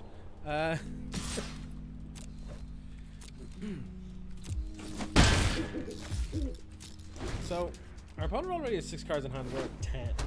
So they could like Zenith Flare us, untap Zenith Flare us, and we're dead. That would also suck. Oh, I'm in. Oh, I'm in. Look, I know what you're doing, opponent. You're attacking and making me like lose a Barmar Knight here, but I'm in on this. Unless you've double strike. If you've double strike, then that's fine. But giving it trample. This looks really sweet, though I don't understand how or why I'm supposed to be able to read this. I don't know. Sure, let's go. Give me him. So good. Okay. I don't think that gives. Oh, it's trample and haste. Oh god damn. Oh my god. Oh my god, am I an idiot? Why did I think that didn't have trample? Why did I just think that was just... Oh my god. I can't believe I've done this. Can't believe I've done this. That's still kind of one though. I'm not dead, but I'm basically dead.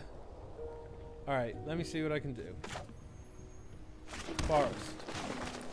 I mean, I guess I have to casualties of war and just blow up a land, right?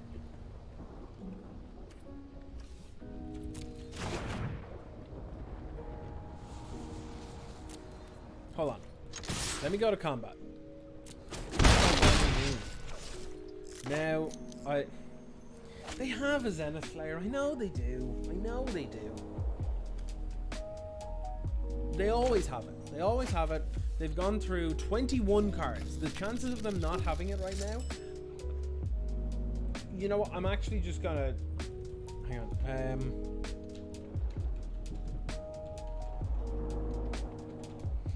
I'm literally gonna bring up a hypergeometric calculator and work out how likely this is.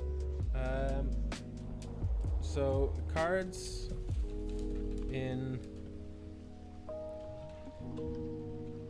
Cards in library is 39. That's all I need to remember. So I'm gonna casualties of war here. Destroy target enchantment, destroy target land. Done. So enchantment. Land is this one. Hopefully they can't just direct damage me somehow. But it's probably just Zenith. Yeah, there it is. So there we go.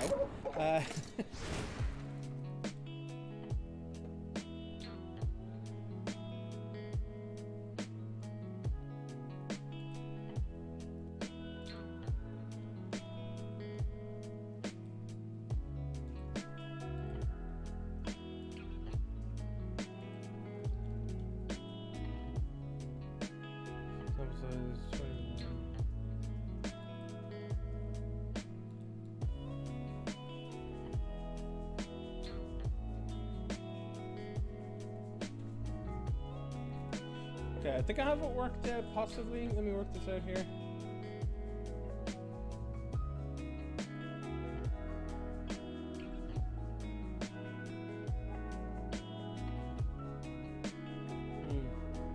Yeah, I think it's like, it's something like 60% to have it or something, but I could have also done that wrong. So, okay, these come in. These might actually be reasonable. Now that I think about it, because it'll just eliminate all the foxes or eliminate literally everything else.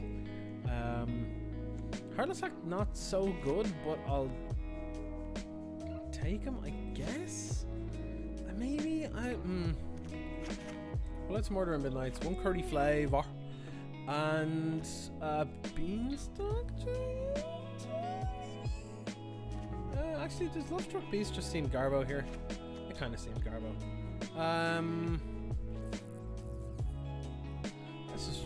Oh yeah, we need to put the ley lines in. That was it. My bad.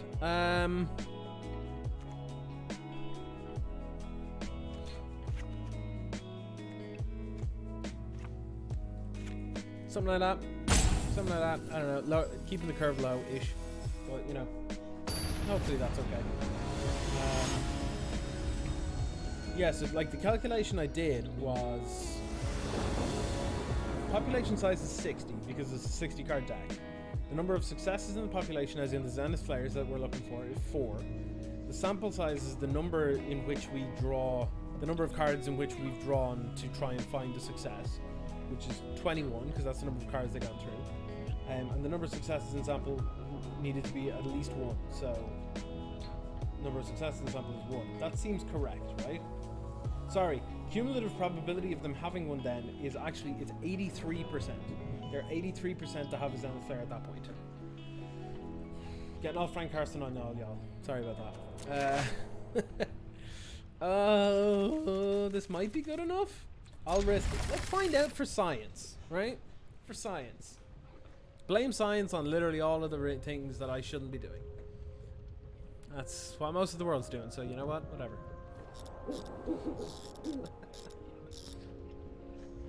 So yeah.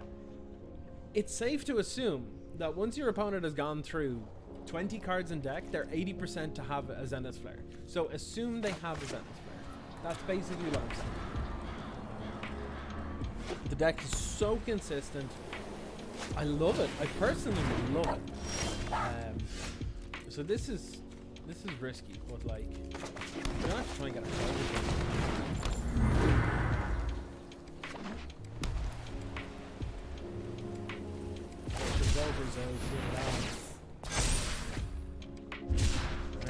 Here comes the fox. Getting the beaten. That's fine. Okay, so I think the best thing we can do is play Lucky Clover, play Felmar Knight. Hope that's enough. Because then next turn we can draw 3 cards with Felmar Knight, and then we'd be kind of okay. It's weird that they left that untapped and didn't cycle to get more damage through. That tells us they have a fight as 1. It tells us they have a fight as 1. And I can pretty much guarantee it. I'm going to block with this Felmar Knight, and we're going to see a fight as 1. It's guaranteed. Unless they go red source something. It's weird that they didn't. Well, we need to get this ley line down now because they've only got 2 cards in library, so this will turn off their flare, which is pretty important. However, they could very, very easily also have, is it Light of Hope? In 1 mana, just for a target enchantment, put a counter on it, something. Game 4 life. That's a possibility that they can have in the deck. It seems our opponents are keeping like weird hands where they have literally no red sources. I find to be very unusual. But hey, let's see how this goes. Let's draw a bunch of cards, shall we? Pound, pound, pound.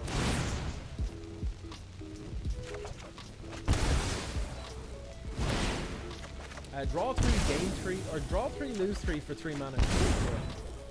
I think I'll also play a Felmar Knight and then make 3 tokens. So for 5 mana, we got 3 1/1s. We got a 1/1 with that. We drew 3 cards and lost 3 life. That's a deal. That is a deal. And a half. So we're gonna have to use a lot of fight as ones to get through these. I'm pretty happy with that.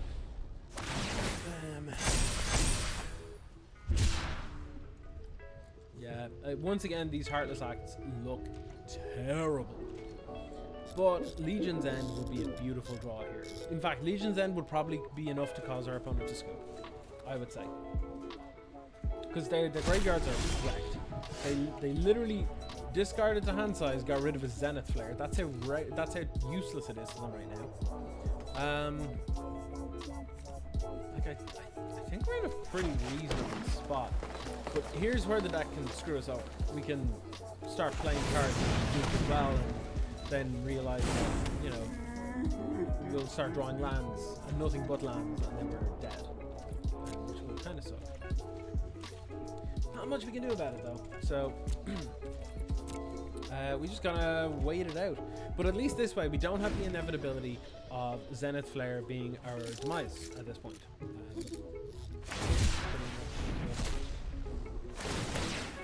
Yeah, just let them do the thing, and it'll be fine. We'll just grind out. We'll go bigger and wider. with the token generation and the beanstalk giants, and then we'll be fine. No big deal. No big deal. See, like there's one right now. This is gonna cost us actually nothing for this. Because what happens is it gets the land in untapped, and it costs 3 in the first place, and it's been copied twice. So that equates to 3 mana, get 3 mana. And for free, that's great. That's great. A free spell that pulls 3 lands out of it.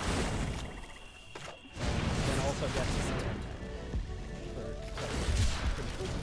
pretty good. Not gonna lie, pretty good. I feel like next turn we can probably start doing some silly shenanigans, like blocking one of these foxes, and then remove some counters maybe. They're gonna have to use their stingers at some point.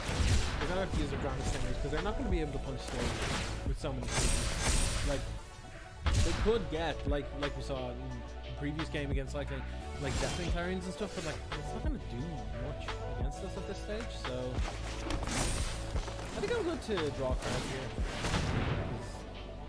Taking 3 first is probably worth it if it's good, and it's not. So whatever.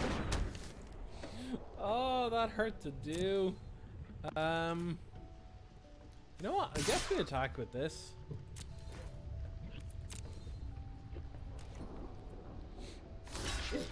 Here's what makes me think it's worth it. Let them cycle some cards.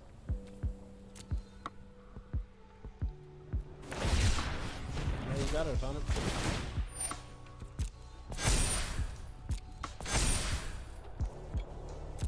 If they can cycle one more card, they will.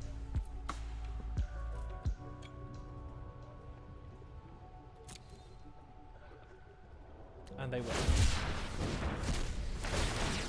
Yeah, that's fine. I'm just gonna remove 3 counters from it. Wrecked.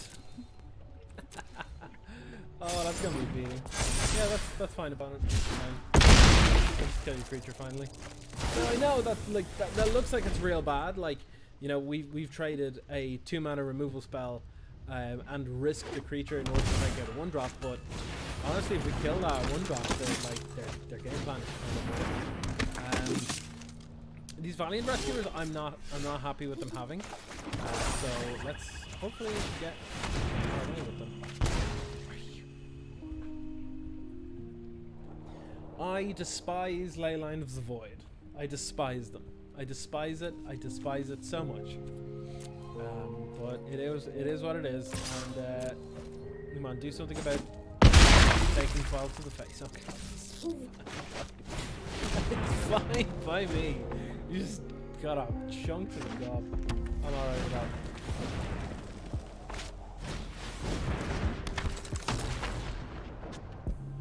Okay. You're gonna start cycling, that's fine. We need some curry flavour up in here. If we get 1 curry flavour here now, we will win the game. That's not a curry flavour, but it's a card. So we'll have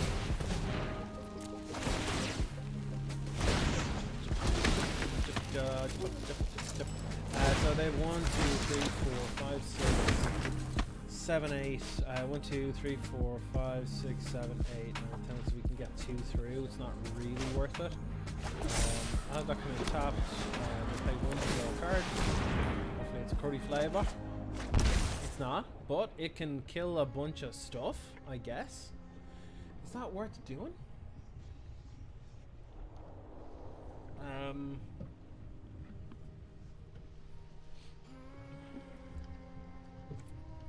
It's not worth doing.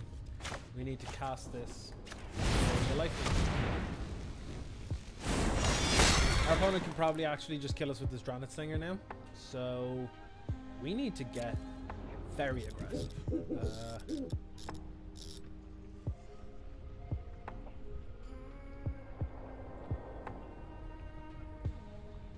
Let me think. I know, right? Melee friend.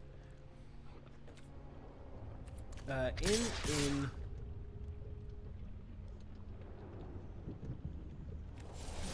Oh, does this work? Let me do the maths. If I attack with everything, what is my opponent likely to block with? Flourishing Fox on something, Chump the Beanstalk Giant with whatever, Stinger on a token, Valiant Rescuer maybe under a Lovestruck Beast, another token under... Actually no, they can just 1, 2, 3, 4, 5, 6, 7, and they have 1, 2, 3, 4, 5, 6. They can make 2 tokens at instant speed. They don't attack with or they don't block with the rescuers at all. They let 1 point of damage through. It doesn't do anything. There's actually no point of attacking here.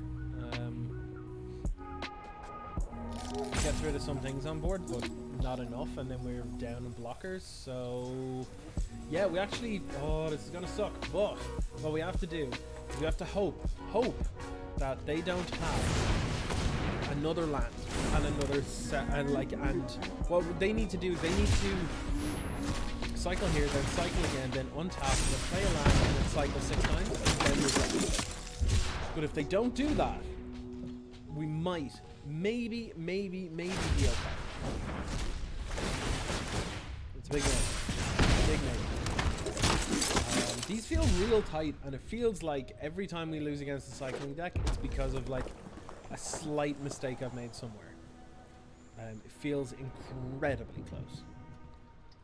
Incredibly close.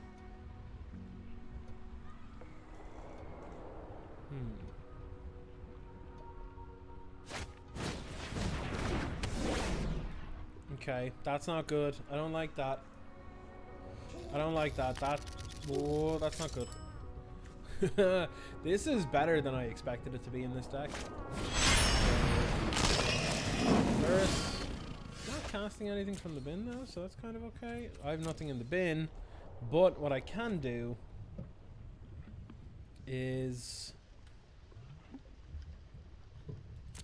go to combat, back. Yeah, gain life, I guess, right?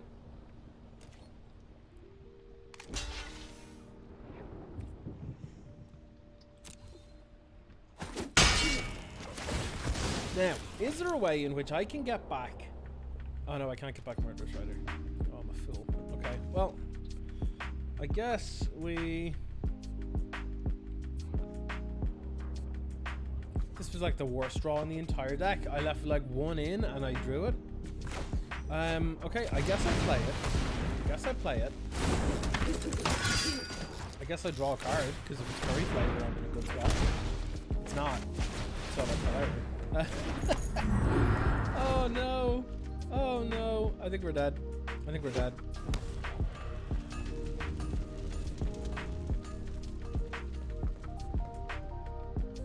They just have to cycle a bunch of cards and we lose the game.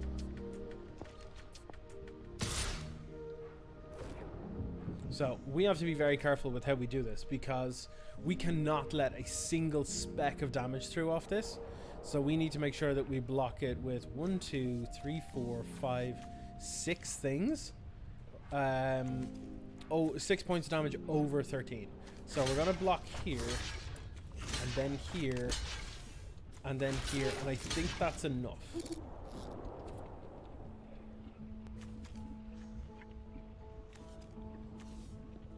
Maybe we don't need to do 2 Lovestruck Beasts in case they try to give something trample later.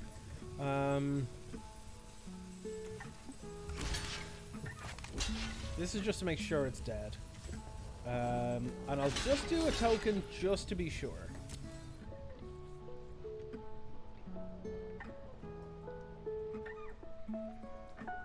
The token I feel is unnecessary, but this sort of forces them into action here, so...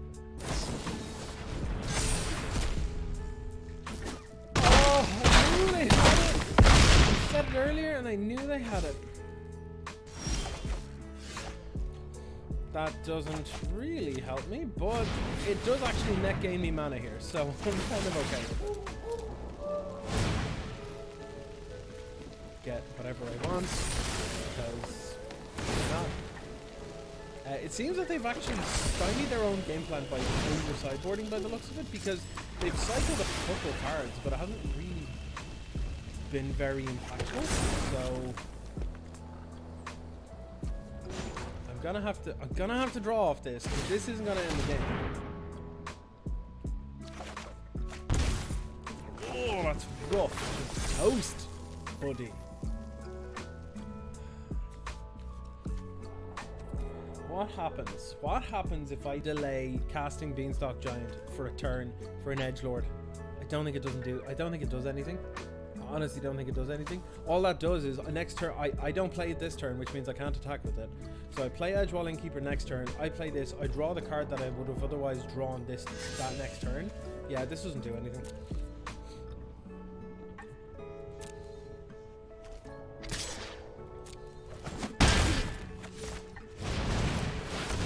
Doesn't do a thing. They could actually still have Zenith Flares in hand and still burn me out using 2 damage, but they didn't. What is this?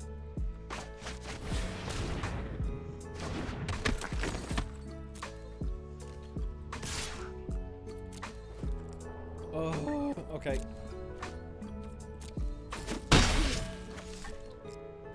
Do I do it? Hold on, do I do it? 5, 6, 7, 8, 9, 10. 1, 2, 3, 4, 10, 11, 12, 13. Yeah, I think I have to risk it.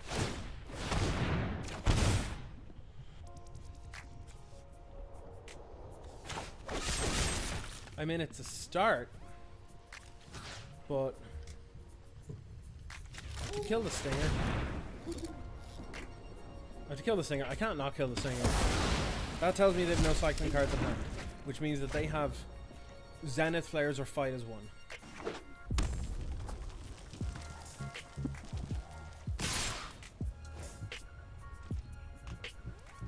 This is bad. This is very bad. We need to block this.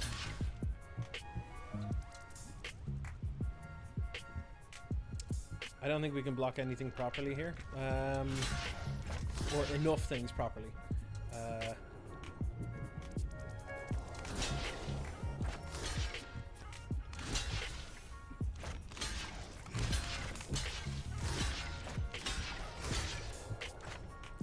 This feels like an Anthem effect, and that's really weird to have.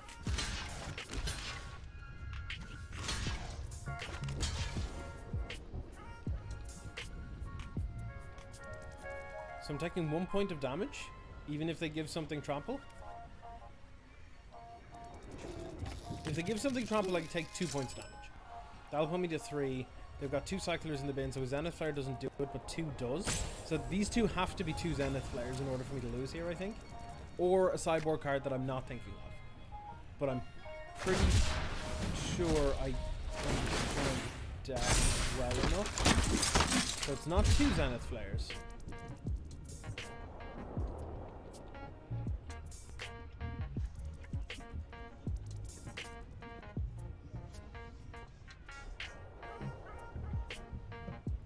I don't know what they can have. It's a mad board state, yeah. It's unknown. So they do a Fight as 1, but that doesn't do anything. Like, it doesn't.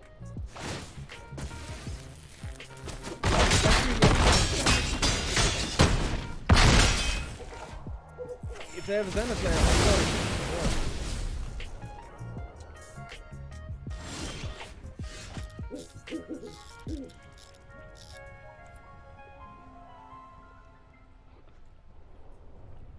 I can at most block.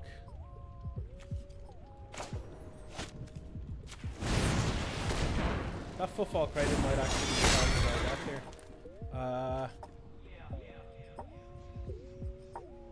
I can't activate this. I can't activate this because if that's a Zenith Flare, which is, the chances are huge that it is, then I'm dead.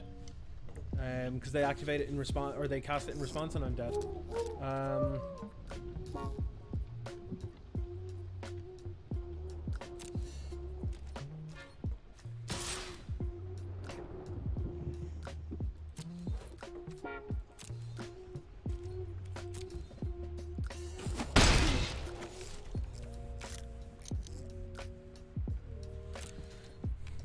They cycle a card.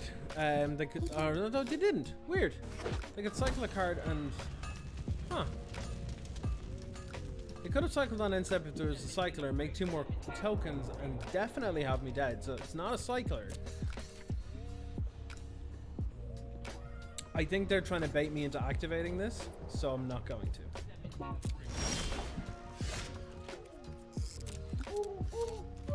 They're saying good game, but I honestly think they're doing it. I don't believe that they're doing it with the intention of actually.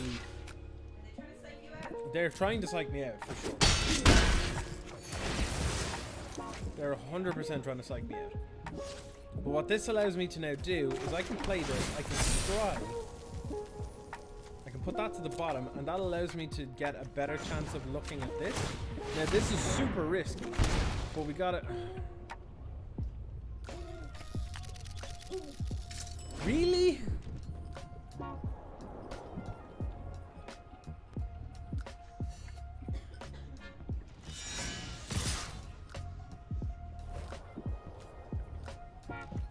Oh, this is Zenith Flare. This is Zenith Flare. I can feel it. I can feel it deep down. Zenith Flare for 2 is what's gonna kill me here. I know it. I know it. I feel it.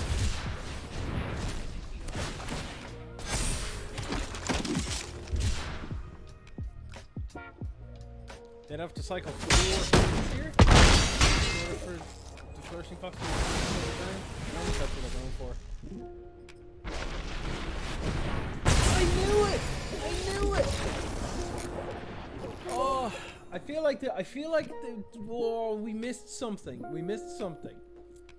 So in my 2 hours, in my 2 whole hours of play, and I'm trying to actually do kind of okay.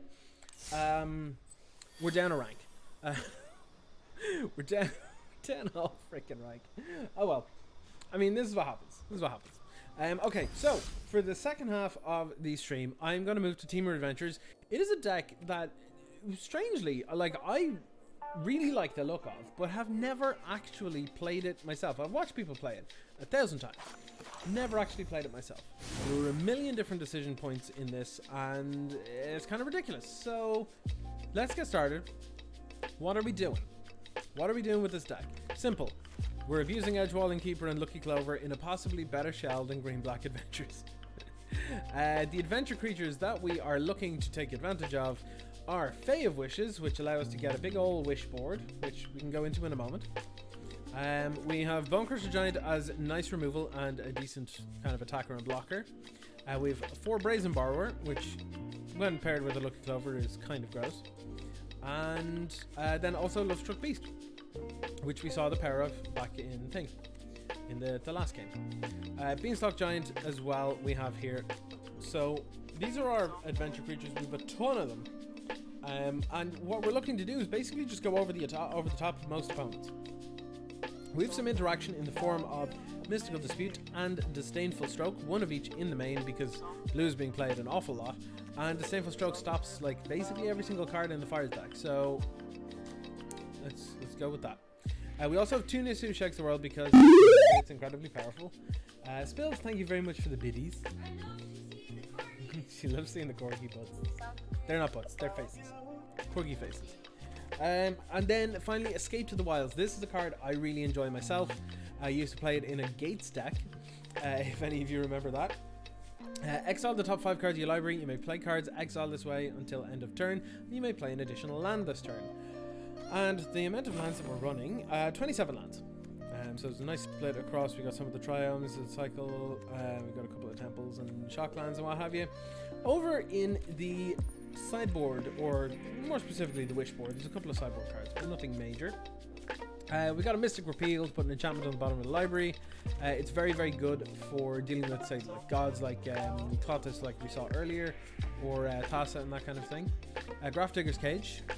Yeah, great thing to deal with a lot of things at the moment, particularly things with Escape or Gyruda and all those kind of things. Shadow Spear is great for dealing with great or aggressive strategies.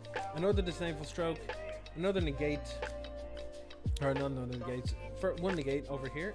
We also have a Fling because we can make a really, really large creature and just fling it.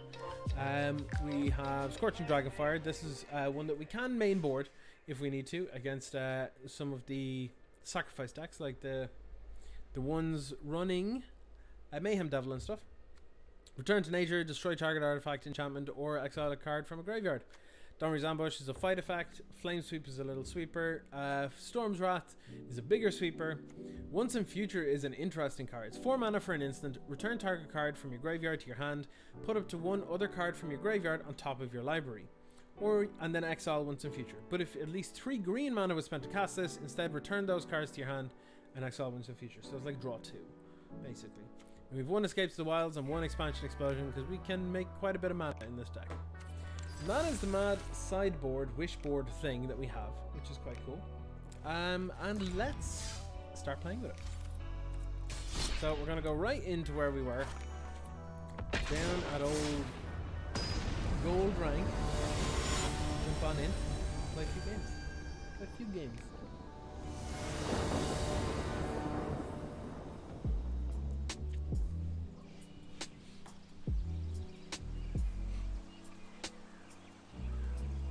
So yeah, if anyone's popped along in the last little while, by the way, welcome along. That was quick deck tech for Temur Adventures, and yeah, we're playing Temur Adventures for a bit. After playing Golgari Adventures, it didn't shape up quite the way I liked. I feel like we played up against an awful lot of cycling decks, which it's not really designed to fight. I'm sure we could tech the sideboard a little bit more to be able to deal with it, and honestly I feel quite comfortable with the Golgari Adventure decks. They feel quite fun and interesting. A lot of decision trees and stuff, but it's not mind-blowingly difficult. Temur Adventure is a little bit different. I mean, we got some removal. It's a Lurrus deck, so it'll probably kill most things. Yeah, I'll risk it. This looks like a Gruul Adventures list, which also was kind of cool.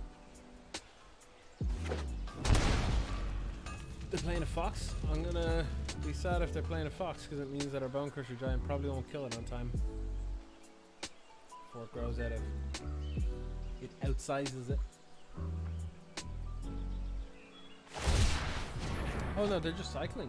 Ooh, interesting. That tells me they don't have a Fox. Which makes me personally pretty happy.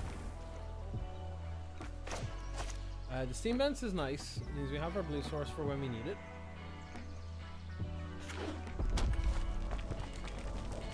I feel like Temur Adventures is going to be one of the decks to beat in rotation as well, because it's a set-based deck. Like, it's all just using adventure creatures and stuff, so I don't see how it wouldn't not only survive, but thrive, probably. I'm gonna kill this little thing. I don't trust it. Against this type of deck, that's one of the better payoffs, because it forces them to use a removal spell, or you just get value off of it. Our opponent seems to have some pretty good mana set up here.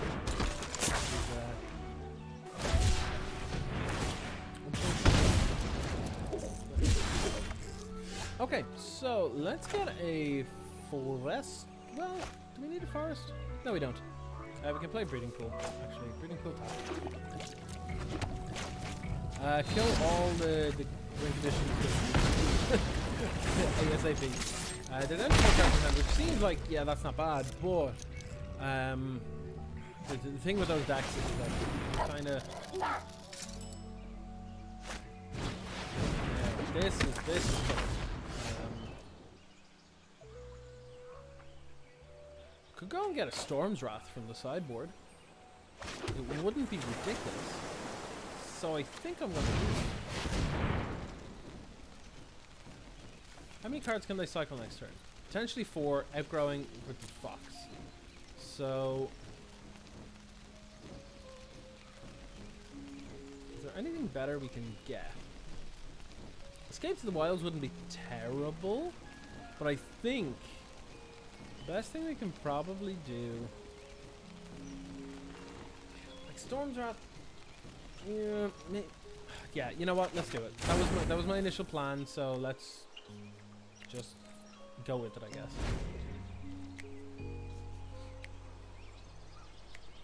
Yeah, if they go land, cycle, it means they've had to do it with more than the cards they have in their hand. So I'm reasonably comfortable with that idea. I'm fine with blocking the fox. Just kind of encourages them to just cycle once and sort of go from there. Oh no, they're just gonna keep going. That's fine.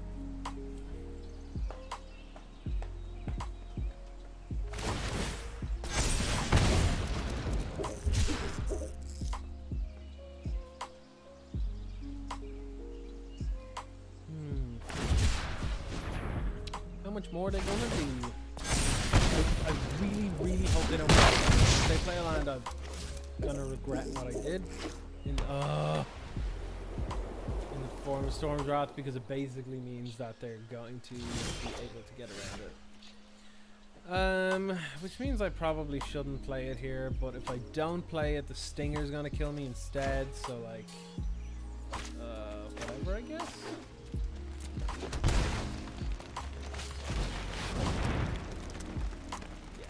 We're gonna die to the fox. We're gonna have to get a great thrower off top.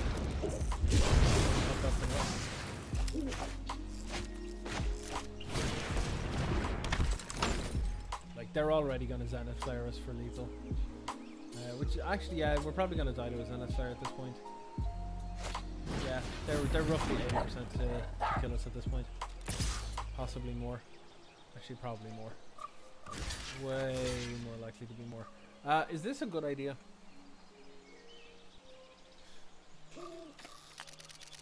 Yeah, pretty much can't risk it actually. Yep.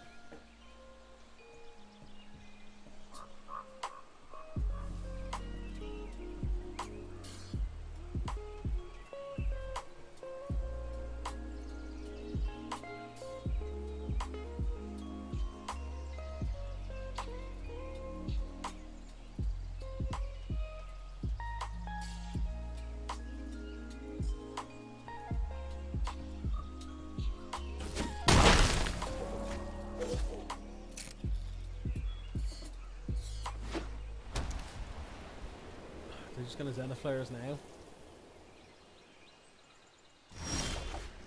No? Okay.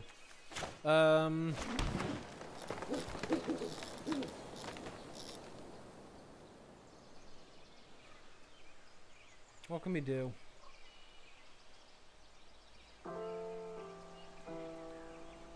Lucky Clover Beanstalk Giant doesn't do a whole lot.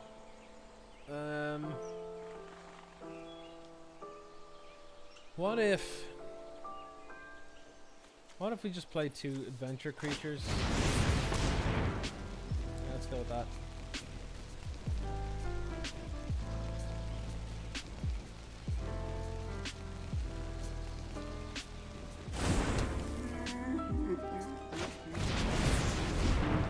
It's our best bet. Like, there's no point in just bluffing removal spells or counter spells or whatever when we don't have them.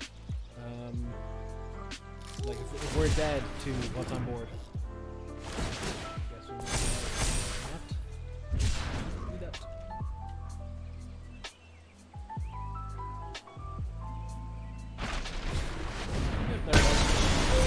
There it was. Yeah, we pretty much just bring in the 2 Scorching Dragonfires and just hope for the best.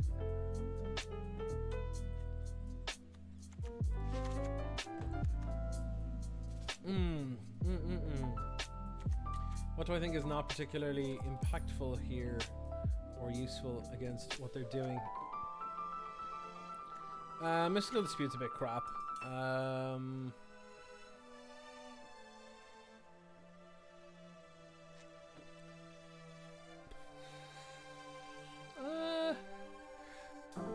Like, Lovestruck Beast is 2 bodies, so it is kind of okay. It does feel a little slow sometimes, so I think I'm just going to cut Lovestruck Beast and go like that.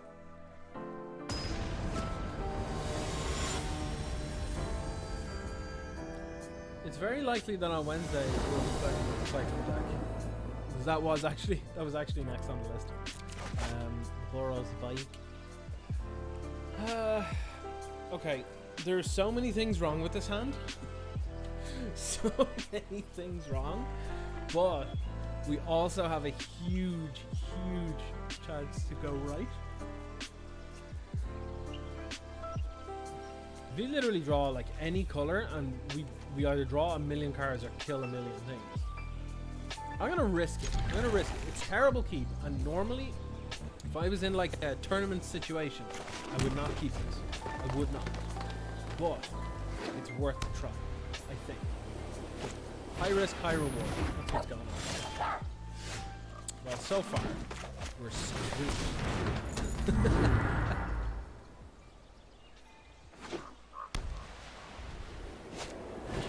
Okay, the second fox. Our opponent gives no fox.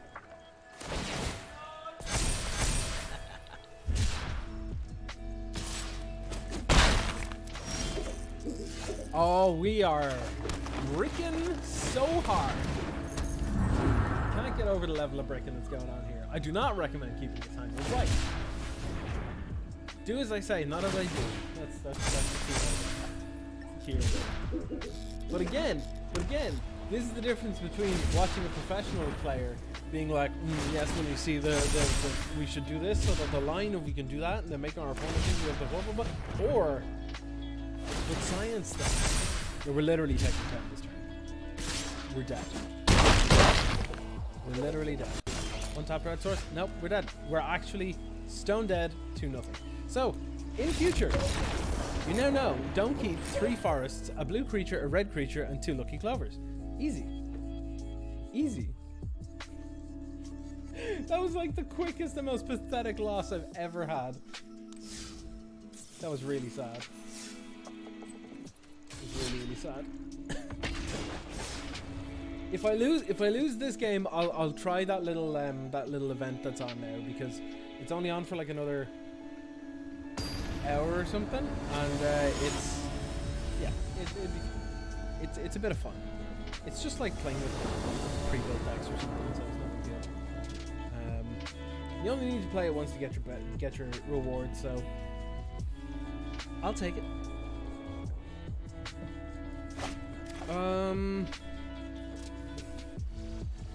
What is with giving me literally every basic in the deck?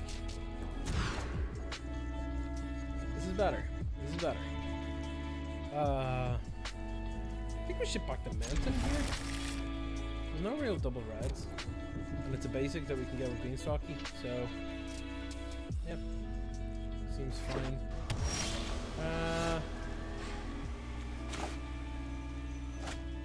Go with BP. Ship the turn.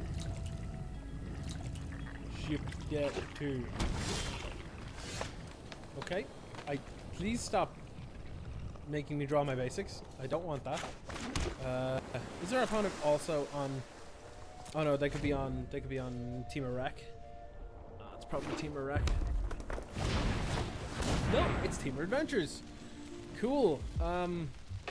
Yeah, so they're on the play, and their mana's better. So, oh, what? They're four color adventures?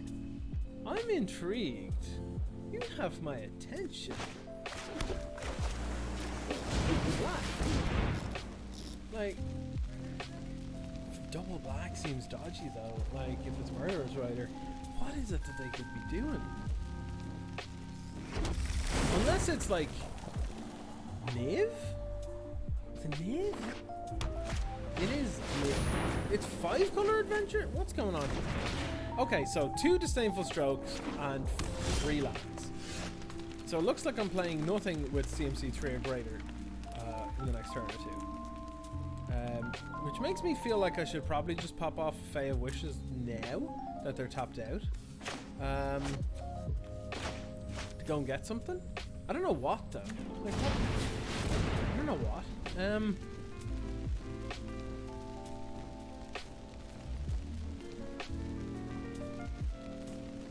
Like a Disdainful Stroke of my own, I guess? I don't know. I don't know what I'm doing. I think it's pretty clear. I don't know what I'm doing. I don't know what our opponent's on. I had them pegged for adventures, but then they went and... It is adventures. It's just 5 color adventure. What the hell?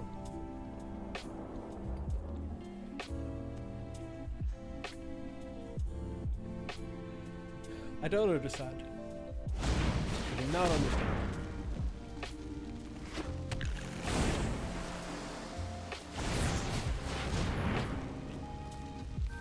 Okay.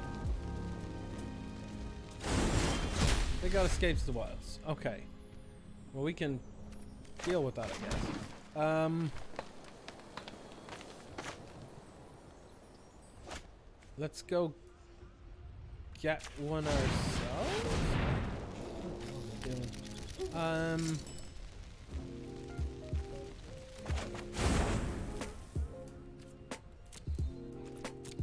Last turn, I guess.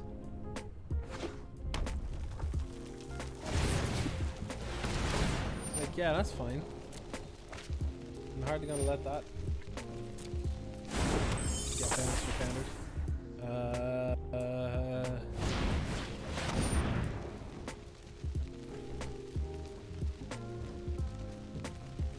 I mean, that's a pretty reasonable target. Getting granted it does mean that they get to resolve Escape from the Wilds. You know what? We do too, so like whatever. Wait. Can I be in stock first? 1, 2, 3. Yeah, that's exact. That's fair. Get a forest, I guess. Maybe this has way more bases than I thought it did.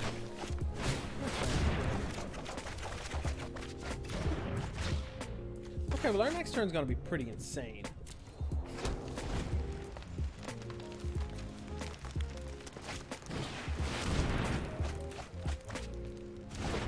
It would seem that theirs would also be insane.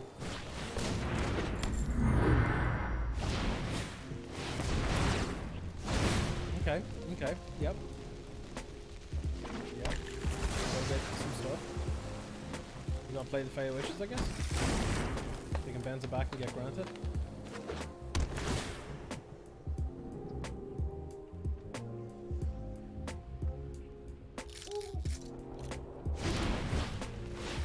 Yeah, that's fine.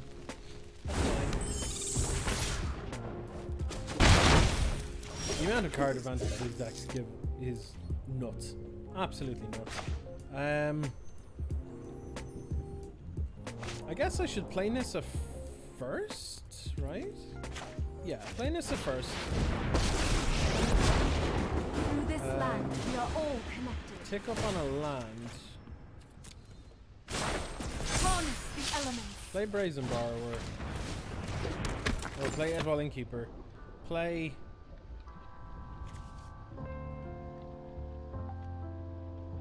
How can I tell if this is on an adventure right now? Compared to, like, this one.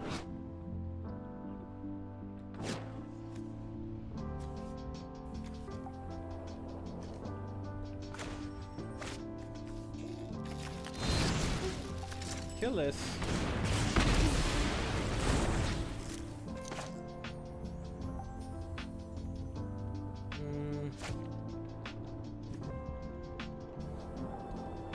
Ah, this won't let me do it now. That implies that it's done. So these two are the ones that we can. Okay, sure. All right.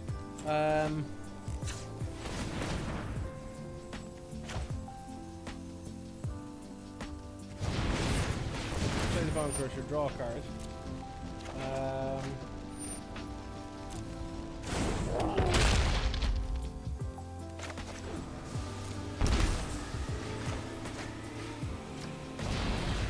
Borrower bounce with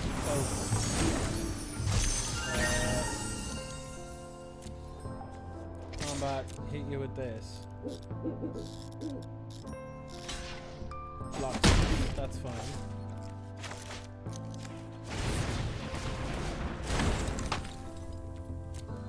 I think that's fine.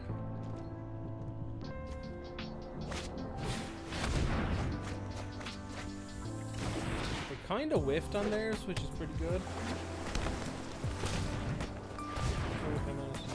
Yeah, it's weird.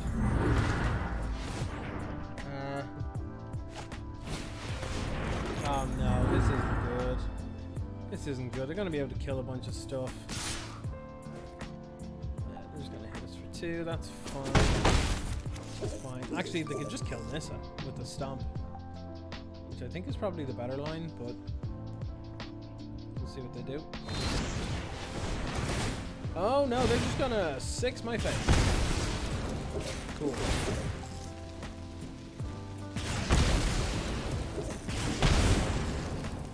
Tells me they have another one. It feels like they have another one.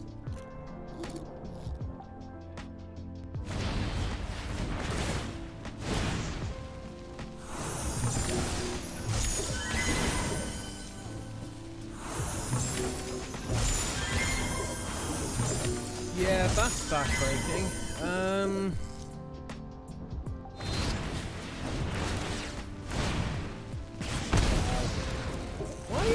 Why is it whenever I change deck, I just end up like either someone with the same deck but they've been playing it way more so they're better, or like something like that's just incredibly difficult to beat. Feels like that happens a lot. It could just be me being like biased. But we'll see.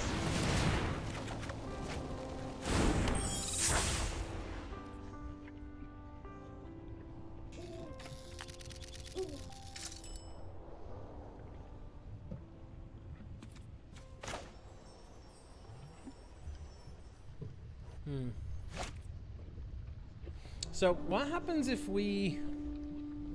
I can't tell if these are on adventure or like... One of them's on adventure, I think, but one of them possibly from Escapes of the Wilds? And hasn't been used yet, but I can't tell, so I can't tell. Let's play this. Together, we I'm will. gonna tick off on this. Be wary of the ground. I'm going to go to combat, and I'm going to attack for 10.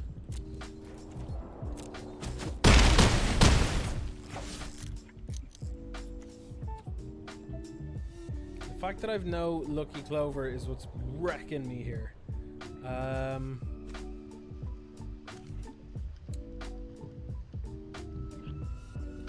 I can hold up a Brazen Borrower, I can play a Fey Wishes to hopefully get something next turn, but feels loose, so I think I'm holding up the Brazen Borrower.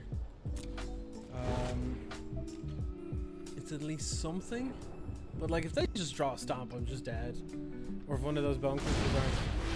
Oh yeah, that works too. That works too. That'll bounce the 2 of them. Yep.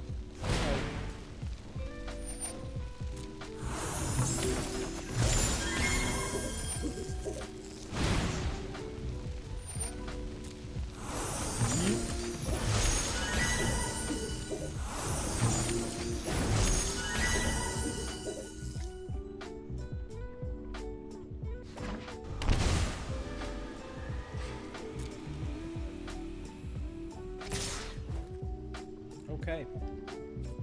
Okay, so I'm getting wrecked. I'm definitely getting wrecked. Temur Adventures versus Temur Adventures. I assume my opponent has played more than one game with this ever. Yep, feels like it.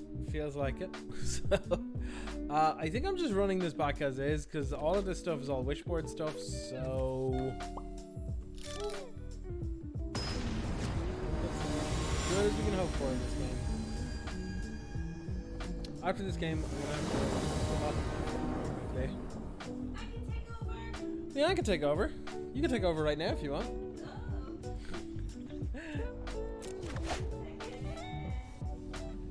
Okay. Leon's taking over for a moment. Just while I run to the bathroom very quickly. You're gonna be playing Temur Adventures. This is game 2. But this is a deck you might enjoy because there's a lot of different options, a lot of fun things you can do. But you also don't sideboard with it. So this is the opener. Good luck. Where's my lands, bitch? Keep them all. Keep them all. Oh, keep 7. No, more again. More again. There's lands. Okay, cool.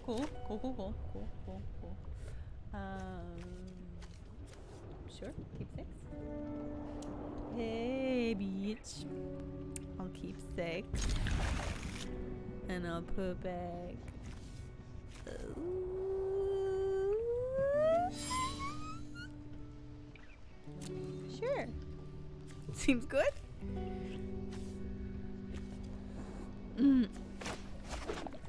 I'm paying no life. I know it's technically the right thing to do all the time, but I don't like doing it. I'm no one man of play. What am I gonna do? Oh, edgy boy.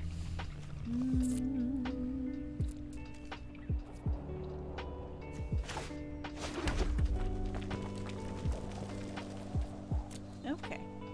Okay. I will pass the turn. I'm going to give this a little fucking boop as soon as I can. By as soon as I can. Sure. What you can do. Pass two attackers. Oh, you want to attack me, bitch? I'm going to stomp you. Stomp you. Is that a good thing to do? I don't know. I don't know. But I do know I can play Bone Crusher. There we go. We good. Is this good magic? I don't know. I don't know. I don't know. What does they wish to do again?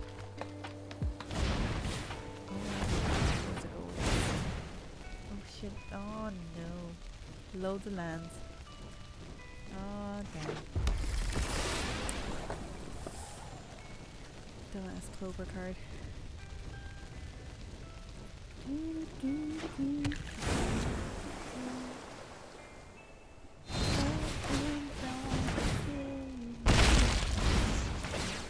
rip. Well, you did 4 damage to yourself, I guess. Fair enough. Hairy muff. Oh, hey, beach. Okay, I stomped their Edgewall Innkeeper. I put out then I put out the Bone Crusher, and then they used their own Bone Crusher stomp with this to kill it. But that meant they did 4 damage to themselves. So you know, that's cool. That's fine. So now we're at this state. I don't know what I would be getting from outside the game. You can get a you can get the 5-mana sorcery that draws you like 5 cards. Is that what I should do, or should I, excuse me, send this back to their hand? They can just replay it. Yeah. It costs the same as the cost. Okay, guess this then. I guess this then. Yeah, whatever you think looks good. Oh no. Oh. If you're struggling, it's escape to the bottom. But what if I want? What if I want exactly that card? Or fling? Who doesn't love a good fling? Exactly. Escape to the world, so yeah. Da, da, da. And now you can play this if you want, but there's nothing to protect her, so why would you? But different. hello. He went for a wee. Different. I had to take over.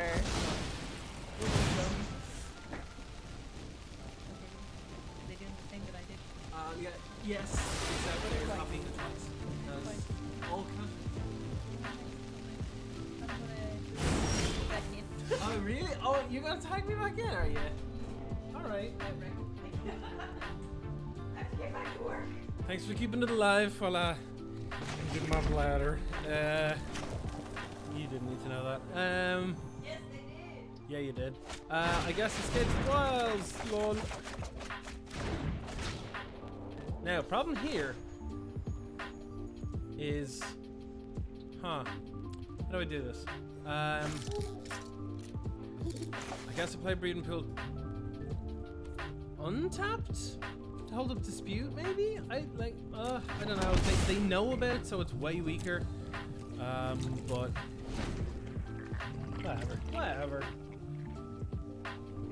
I guess it means they have to play around it if they planned on doing anything blue related, but like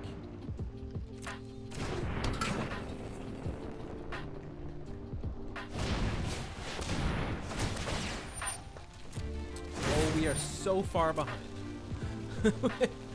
Oh no. I think actually possibly the scariest matchup for this deck to me immediately feels like the mirror. because, like, if you just don't draw the right things, which I'm known to not do, you just lose, like on the spot. You basically just lose on the spot. Like, they have 2 lucky clovers. I'm dead. I'm dead. Yep. Yeah, they've drawn so many cards. Oh my god. They've emptied their hand, but they have 7 cards. What? Excuse me, what? Alright, well, we played this forest. The Innkeeper actually in this deck definitely feels like the weaker payoff. I didn't think it would be. It feels like a much more balanced payoff in the green-black version. Like they're equal, but like here, drawing an extra card feels kind of crap compared to like go and get 4 cards out of your sideboard, you know? What are we doing? Okay, I guess we play this. Because this is until end of next turn, right? Yeah.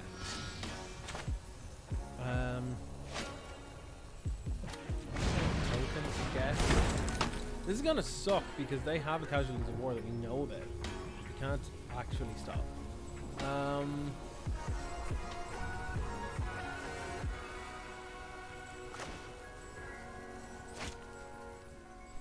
Are we just screwed? Is this one of those moments where you're like, what's the point?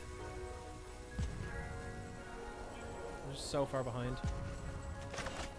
Like, this is just gonna get Casualties of War, but I feel like we need to do something, you know?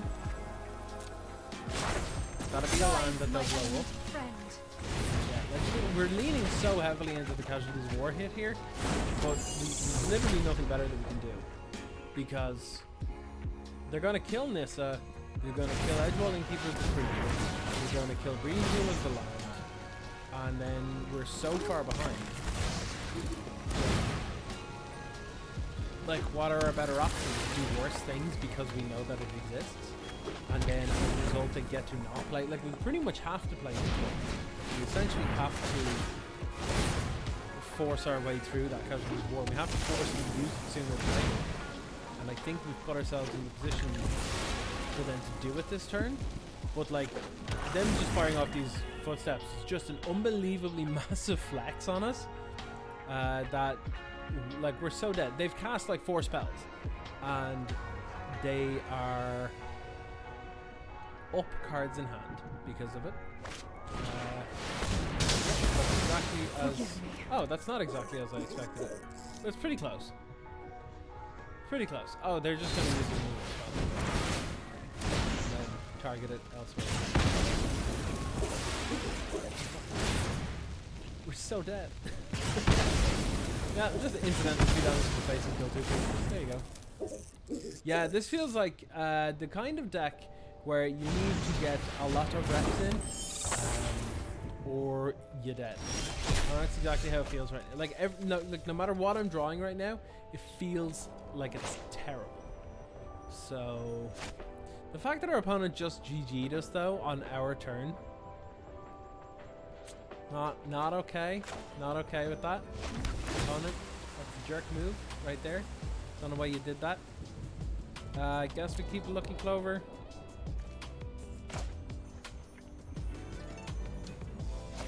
I guess we play a Luster piece and hold a borrower, I guess. Yeah, that seems fine, I guess.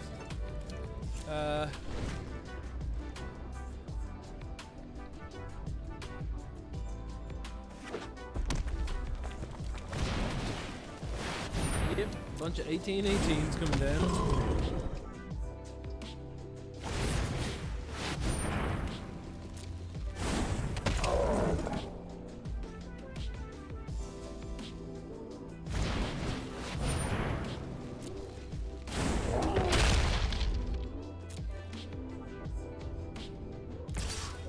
I'm gonna do some bouncing. There's no reason for them to do this. So block.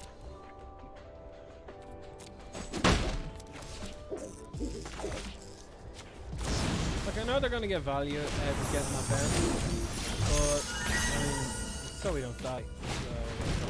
So,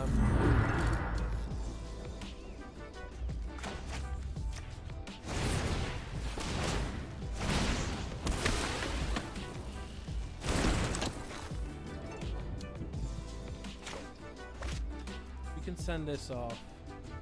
Get an island and a something. An island. So gotta remember we can't get any more islands out of the deck. They just keep spamming good game like they're big old dickheads. Don't know what they're doing. What are you doing?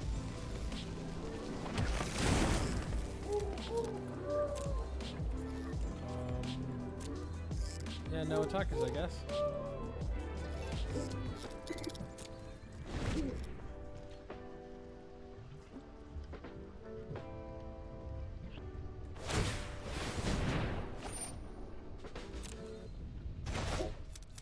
They do keep clicking their L as well, yeah. I'm inclined to just take my time with this. Because if you're going to be obnoxious, it means you're okay with that level of obnoxiousness in the world, which means that it's okay for it to happen to you too, right?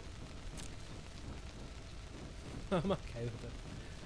It does suck for streaming though, because, you know, people are being big old knobs.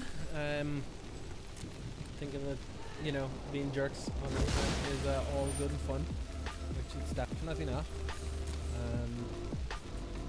Our opponent's going for some big old flex in here with Shadow Spear, Fling, Ruinous Ultimatum, bunch of stuff. Yeah, the Fling's actually what's going to do it, so...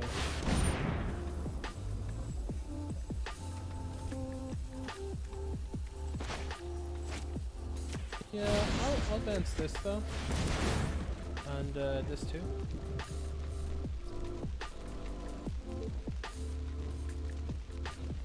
If they want to sack it now, that's fine.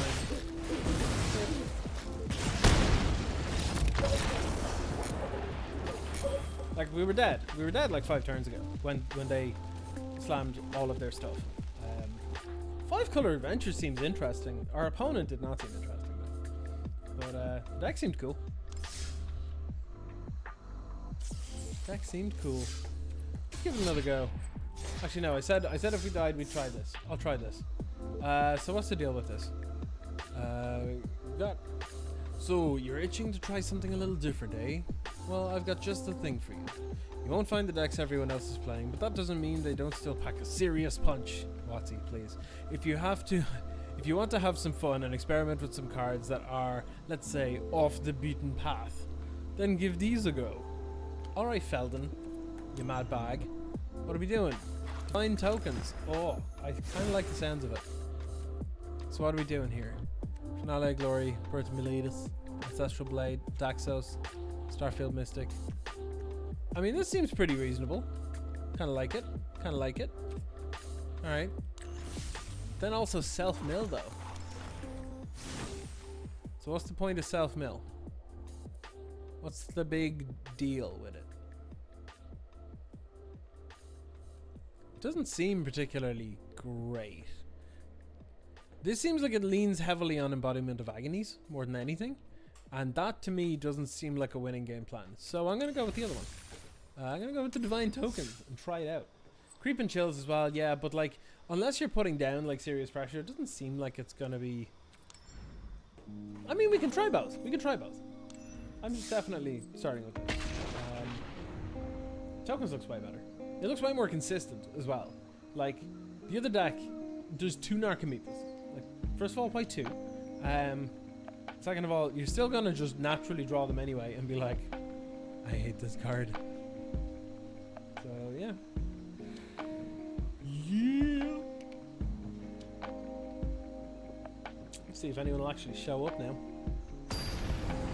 Oh! Oh! As soon as I said it. Eclipsing Binary.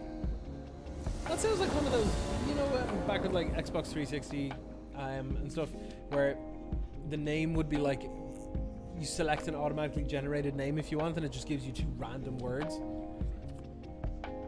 This seems fine, I guess. I don't know why, but it always feels weird for me to play decks that don't have 1 mana spells. It's probably down to like the storm feel of but yeah. This is one of the first times I've ever cast Daxos. Not because I didn't want to, but mostly because I don't actually have the rare Mythic Rare wild cards for Heliod, so there's no point in playing him without Heliod, so...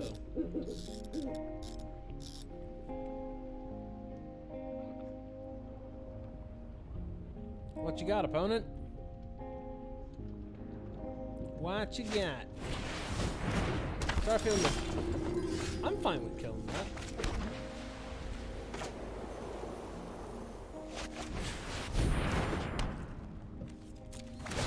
I got a scry to help set up additional land draws that I need. Nope, get the hell out of here. I don't mind taking the slightly more aggressive route. It feels a bit more natural, I guess. Oh, we're getting prison round. Well, would you look at that? A land off the top would be fantastic here.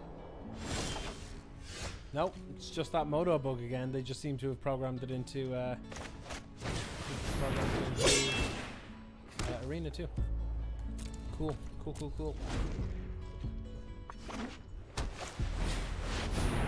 So this is how we fall behind. We miss a land drop.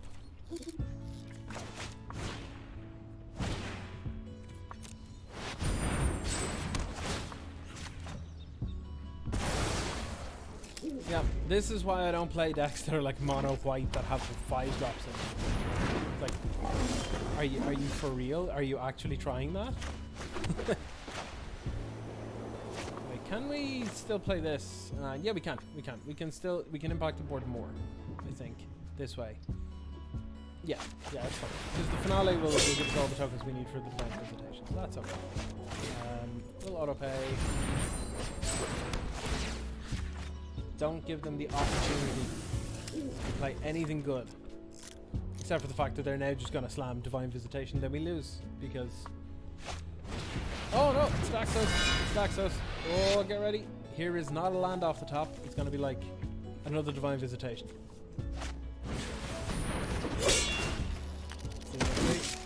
Really like the sword. Yeah, I love the sword as well. It's really cool. Oh, come on, land. Come on, land. In before we lose our Divine Visitation to enchantment removal like Conclave Tribunal. It's just going to be snapped right off. Yeah, they're tapping their creatures. They Convoking. Oh no! Oh no! That just means they figured out that they can do that before removing something, right? Right? Come on. Still might have it. I'm gonna take. I'm not blocking. You know what? I'm not even blocking. Okay, so what do we do? It's just this, right? Just create 3 angles. 3 angles, let's go.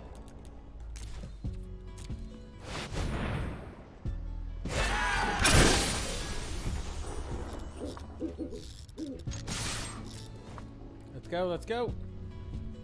Any you want to trade off? Dirty. No. Very bold.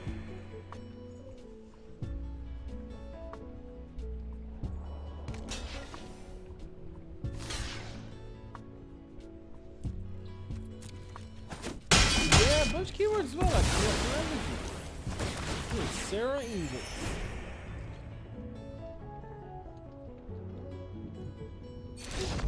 Oh, they conceded. I'll take it.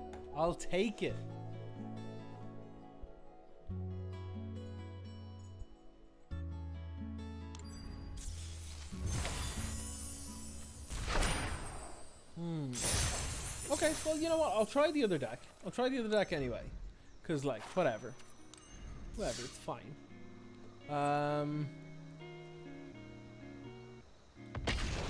Yeah, I'll just run it. I'll just figure out what happens. Just piece it together as I go.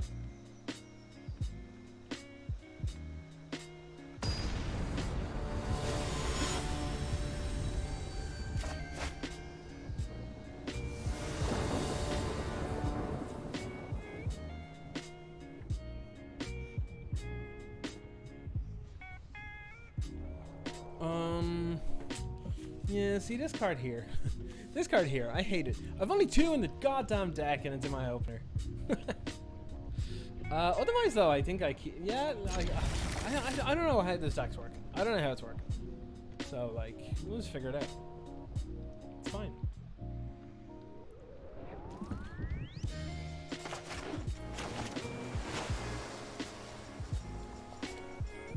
Come on.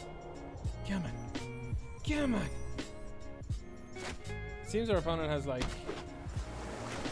network issues more than anything by the looks of it. I'm targeting myself. I don't know what I'm doing.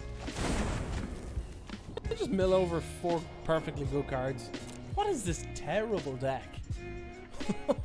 What is this? I'm not surprised I'm seeing the better deck here. This? I don't know.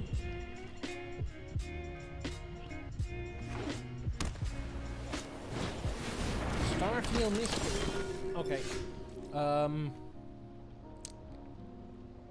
What are we even doing here, though? Like, what is the point of anything we're doing here?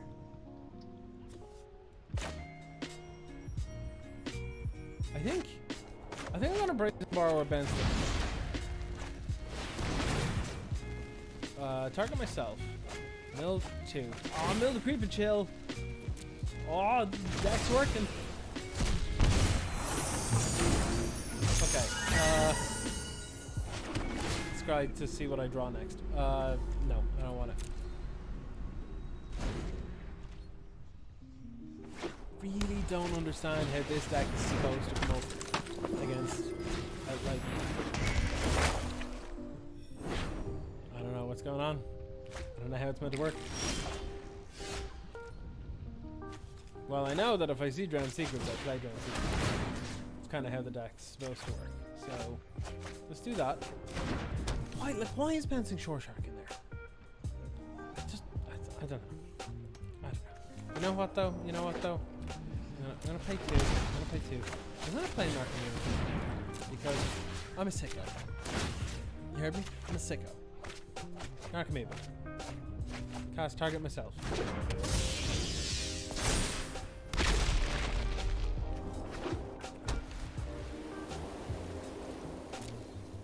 This deck looks like. Do you ever play in an LGS, right? Do you ever play in an LGS and like there's a new kid who comes along and is like, oh, I think I got into Magic recently, I want to try it out and stuff, and and you don't see like they don't have like a meta deck or anything like that. They just have a bunch of like cards they thought were cool.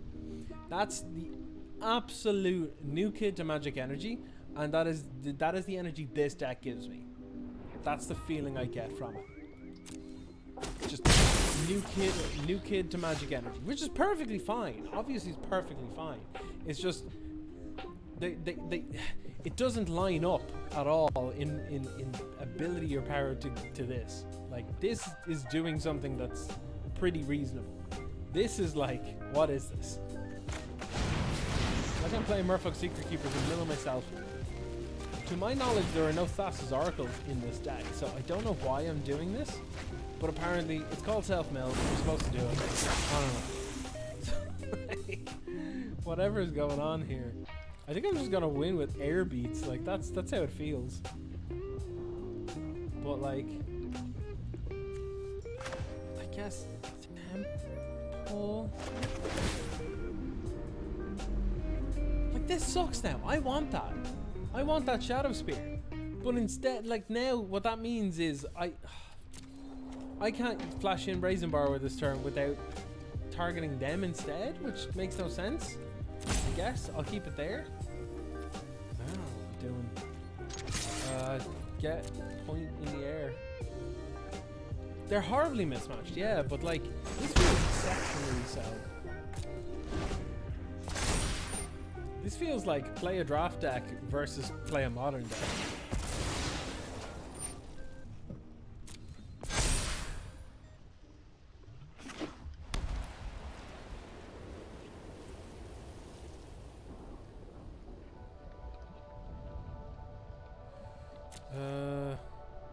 I guess they just swing in, right?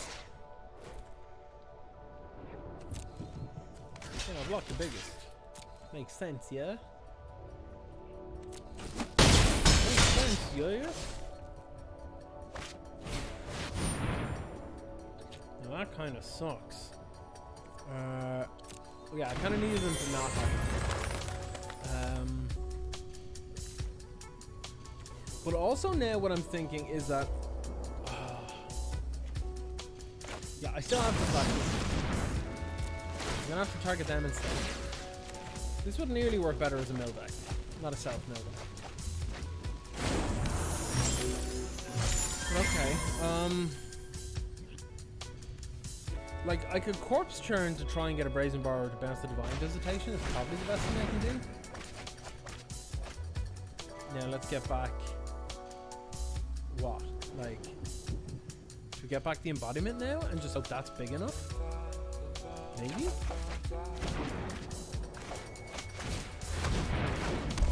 an 8/8 flyer. I mean, that's not half bad, but.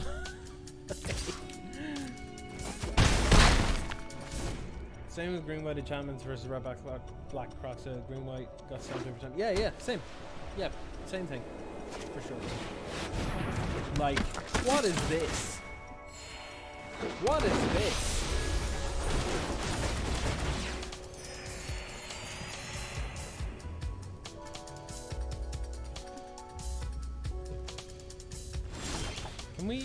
Can we just... What? Like, what are you supposed to do with that? How are you meant to... Come on, what's going on here? Like, I guess the best thing I can do is equip Shadow Spear to Embodiment of Agonies and hold it back. Because that way it'll mitigate, it'll kill one, mitigate the damage from 2 more, and net gain me another life. Which means that these swinging in the air here means I'll only take like 12 from them alone, and then all these.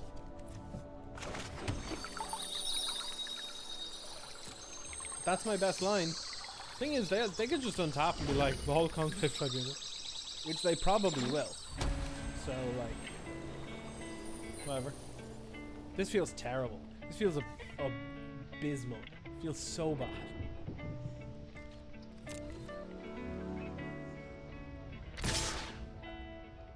And in the meantime, they're just gonna make more tokens. Like, what the hell? What the hell is this? This is terrible. Alright, blockers time, I guess. Yeah, they also have visions, but like, that doesn't work. Is it better for us to kill one or double chump?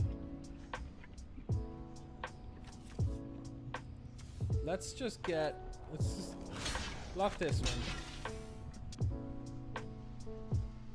So this mitigates 2 more, so that's 3 is 12, 13, 14. Yeah, we have to double chump. I think we're still dead. I think we're actually still dead. But like, whatever. Let's work it out. Let's let the computer work.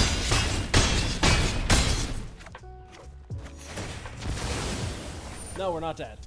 But we're close to dead.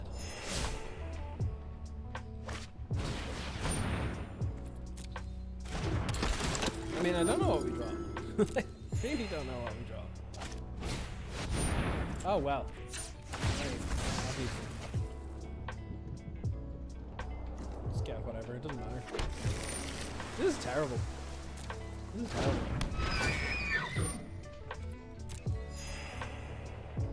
Our opponent has like 5,000 power. And we draw a friggin' Thought Erasure. You know what? Get out. So bad. That was unbelievably poor. At least with the other ones, the other events, you looked at it and you were like, okay, these seem somewhat okay. And then you try them and you're like, well, I was wrong. But with these, it was immediately obvious that it was god awful. Let's get another pack though. Oh, we can go to deals, see if there's any new deals. We can get sleeves, which frankly aren't as good as the ones that I already have, so no, thank you, but no. So, actually, what's everybody's thoughts on the new Historic Anthology 3? I'm looking forward to it. There's some dumb stuff in there. I'm looking forward to it. Whoa, Mythic Rare Wildcard. Nice one. I also love the fact that Historic is coming back for Ranked to stay, because it's really fun. It's really, really fun. You get to play with all the cards that you've ever had in Arena, bar the ones that were in closed beta. But, you know, whatever. That's pretty cool. I like that. Also, the daily deals in the store, they're occasionally putting in older packs and stuff as well, which is kind of nice. So yeah. All right, let's go. Let's go. Let's try this Temur Adventure deck one more time. If I lose in the third game on this one, I'm just gonna go back to green black because I feel more comfortable with it personally. Even though we haven't done any better with it.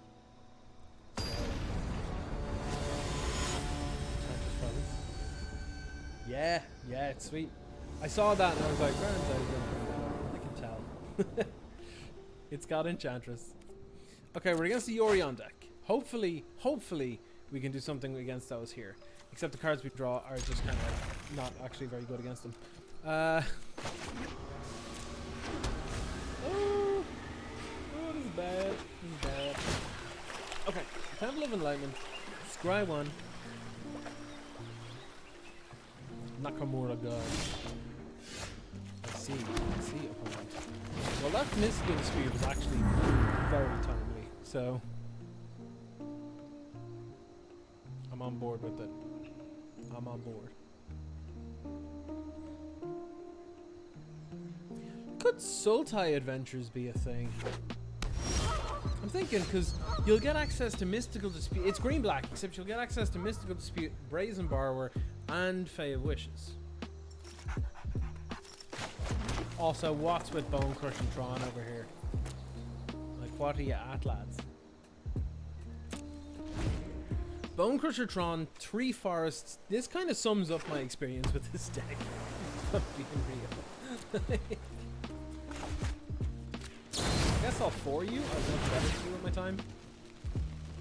11 times to deck, soon as the intensity snap bot. Yeah, I kind of imagine you would have been the definite target for that deck. Okay, I guess we can do this and something. Like, if they want to spend their time killing that, that's fine. I think we just hold up another Bone Crusher, because if we tap out here, they can just like Teferi or whatever, which wouldn't be great. Or actually just rat the board with Shatter, so that too. Yeah, I'm fine with this. I don't really do much for that. Yeah, so thinking of actually just removing the top of my hair, like I was saying earlier. Just like get it to chill out a bit, you know. I was gonna wait and like just grow it out and get it into, like I said earlier, like into some sort of like man bun job, but like it's actually irritating as hell. They topped 2 there, so I'm not really happy about that. Feel like that could be Teferi with Mystical backup. Kind of how that feels. But hey, let's see what I can do. See what they're going to do.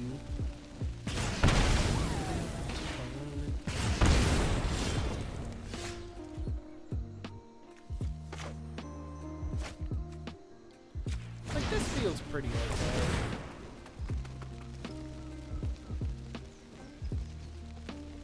If they want to try counter this, that's pretty good.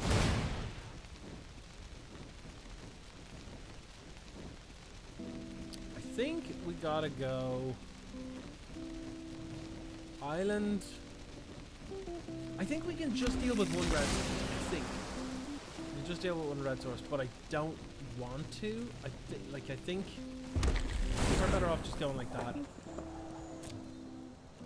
Going to combat, bopping them with the hoo-ha, and shipping the turn.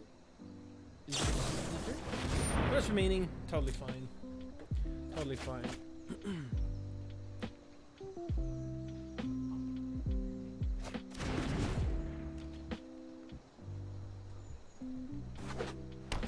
like this deck probably has a pretty reasonable control matchup. Again, I just started playing it, so it's hard to tell. Feels like we just got some kind of gross inevitability.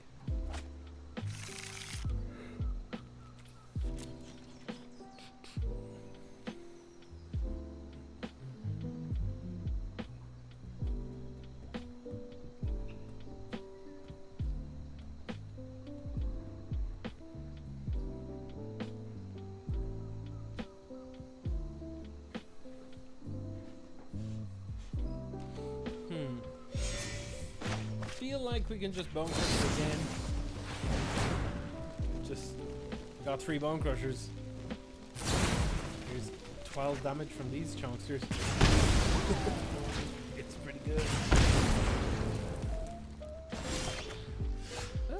That's also pretty reasonable, I guess. Combat. Good combat.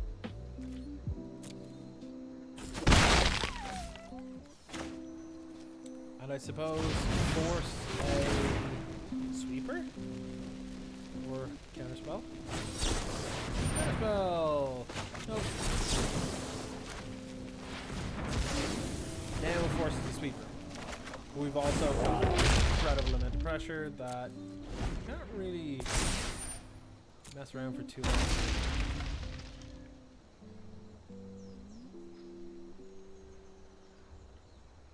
If they want to play Yorion and bounce everything, I'm so game with that right now. I'm so game.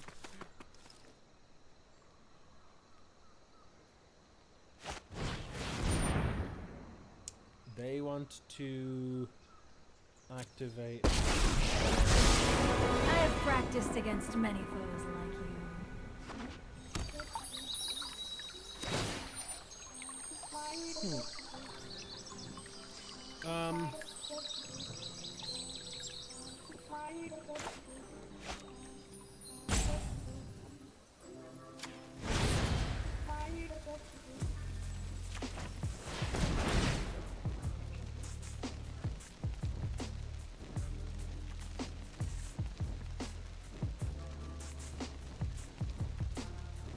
I think this is the best line. Target that.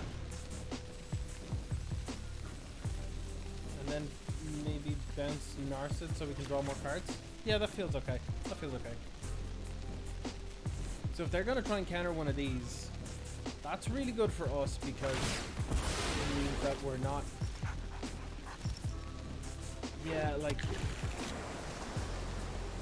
I think the one they want to counter is the one that will stop us from getting the Brazen Borrower, but that means that they're only stopping us from killing the wall. We're still just going to be able to do next turn anyway. I think we're kind of good. Yeah, they targeted us. I have just the trick for this. They got it to Fairy. That's pretty good for us.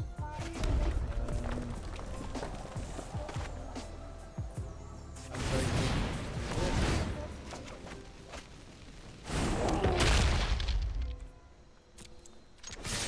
Attack in.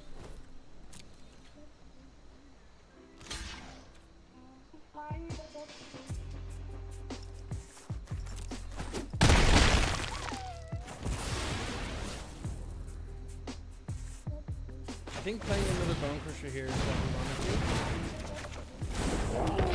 do. Because what this does, now that was a great draw because it allows us to sort of rebuild using the 2 of these. This forces Sweeper or Bust. Sweeper or Bust. Like, if they go to Fairy, bounce, draw, like, they're going to have to find some much better things to go with that. Mind and body should be moving with thoughtfulness before they have to get action. Shattered Sky. Even then, that's not very good. I'm drawing. But,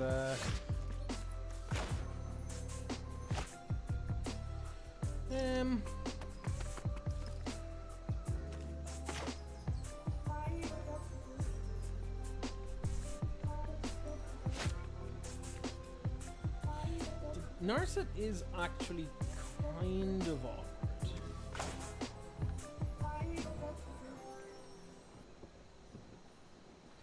So I think what I'm gonna do is I'm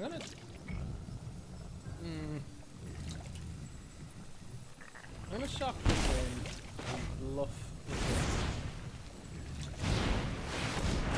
I think I'm just gonna pressure them as much as I can with this.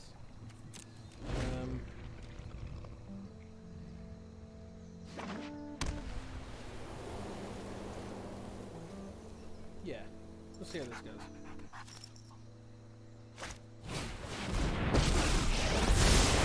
Let's slow this down. Keep an open mind.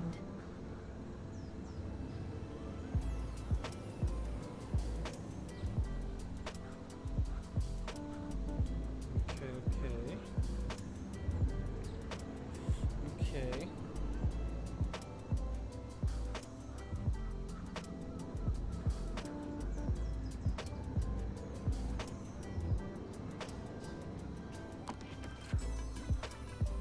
See what they get. They obviously have a couple of choices. They're mulling it over here. A mystical dispute.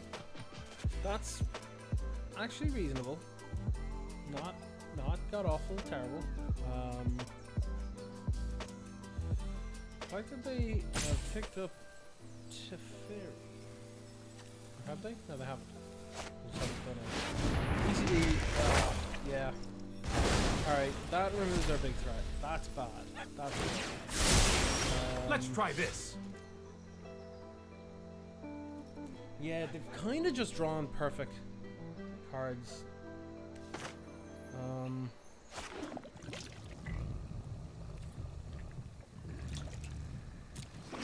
This sucks, but I think we have to...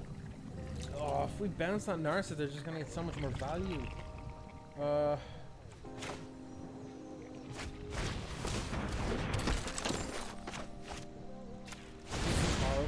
Horrible. I think we have to do it.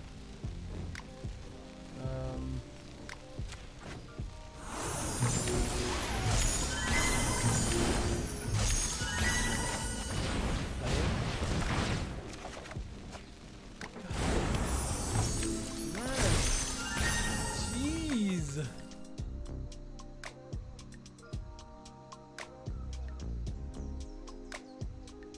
Like, yeah, we've slowed them down, but like, these adventure decks are just flooding me like real hard, real hard.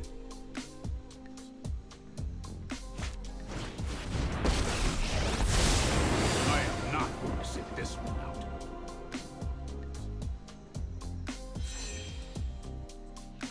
So they could just bounce. They could bounce ECD, play ECD, exile Brazen Borrower. That's a pretty reasonable play. Honestly, I can't, like, and this is weird for me to say, but I actually strangely kind of like blue-white control in Standard. I kind of like it. Like the whole, like, the whole Elspeth Conquers Death and Teferi and stuff, like, that's normally stuff I would despise, and Teferi is my most hated card of all time. But... No! I am not making this up as I go! Like... It's also kind of cool, though. I think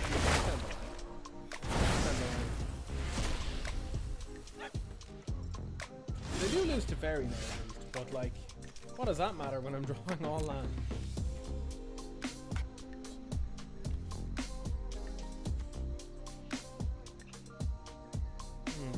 What you got? You got a mystical dispute and a Narset. You're gonna be able to find all the answers you need to win the game. I mean, they still even have this. So they can just bounce this, bounce to Fairy. Well, no, not to Fairy now, but like, it feels like our opponent does in fact have network issues because it took a while before our first land drop and stuff. So.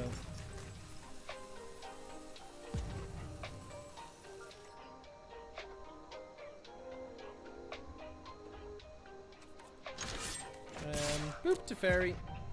The fact that they did it this way, it kind of tells me they have a second Teferi anyway, or they're very confident they'll get one off an Narset. So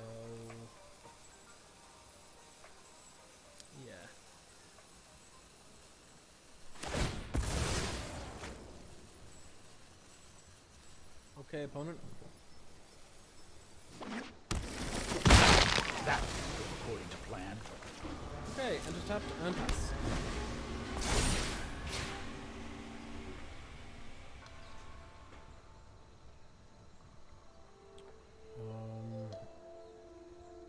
Would not be surprised to see what would be likely from our opponent here. Play Narset, activate, play Yorion, flicker, ECD, Omen of the Sea, Narset, gain a bunch more stuff. Seems pretty good.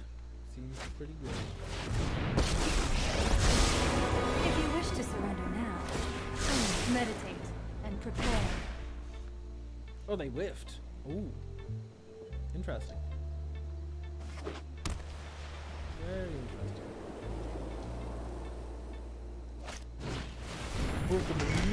Yep.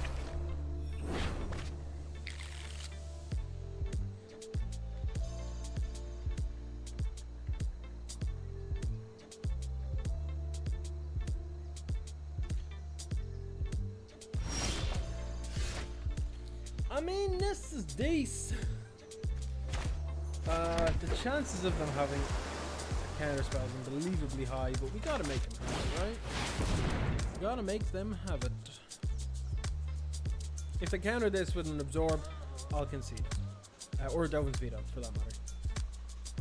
Because to be like, it just means that they're just gonna be way too far ahead.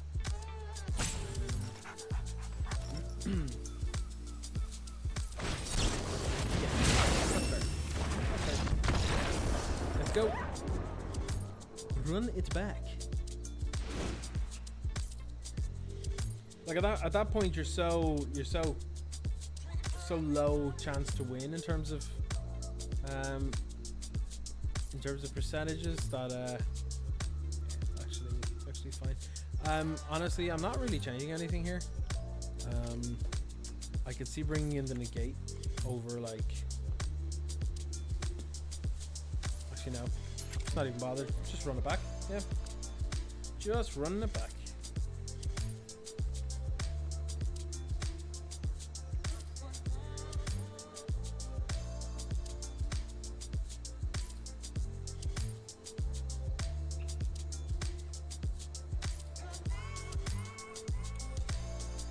Come on, opponent. I don't know what they're gonna bring in because I don't know what they can do other than just like more Narsets, I guess, right? I suppose Dovin's Veto is pretty good. But they likely just have 4 of those in the main anyway now. Because the Yorion decks just play 4 of all.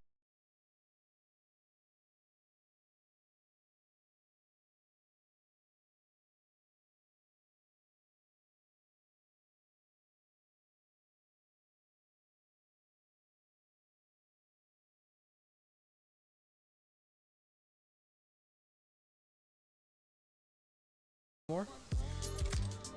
Like if anything, it's easier to build decks with Yorion now. But, yeah. It's weird. It pays you off for building decks, but not fully. If that makes sense. It's weird. This hand is dodgeballs.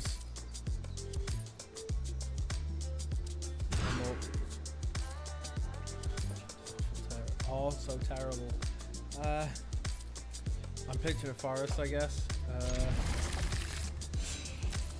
Go, go, go. Time to Miss Berry. Not terrible, so I'll keep it.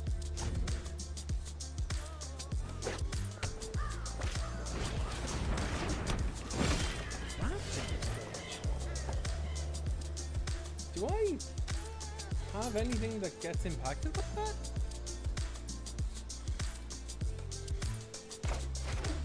I don't think I do.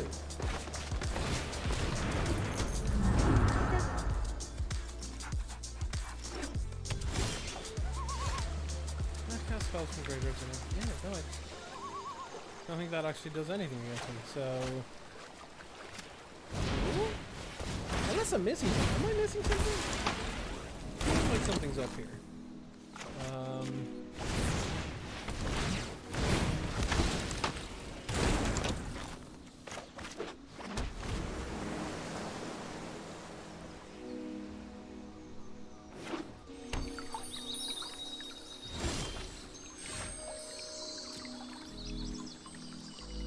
get some swinging in. Swinging. Boop, boop, boop. Hey, this.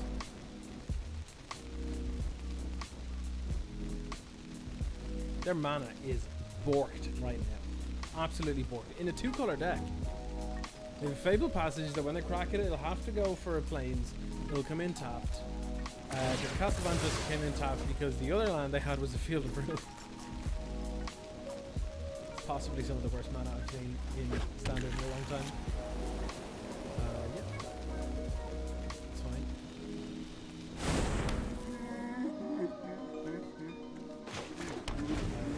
Island. And I'll pass the turn. So they have to have another white source here and shatter the sky. Otherwise they're going to take a lot. Oh, Glass Cask is pretty good. That's fair. We're still going to 12 this turn though, so... I'm definitely trying them with resources here, so... I'm going to pay 2 life also, opponent. Let's get in there.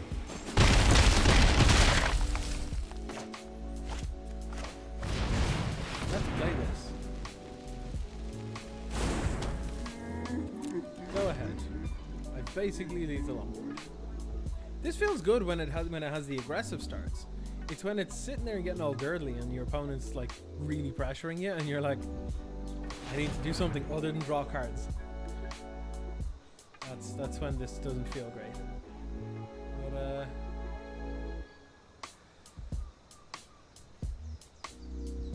looks like our opponent's gonna have a tough time deciding on what to do here.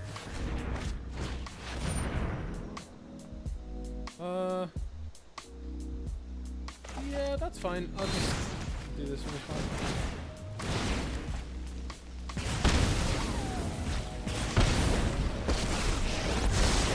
There are so many mysteries to uncover. You're dead. That felt pretty good. That felt good. We didn't need any blue for that, so like, you know, rule adventures. That's all I'm saying, you know. Arena really feeling like it's getting slow. No surprise there.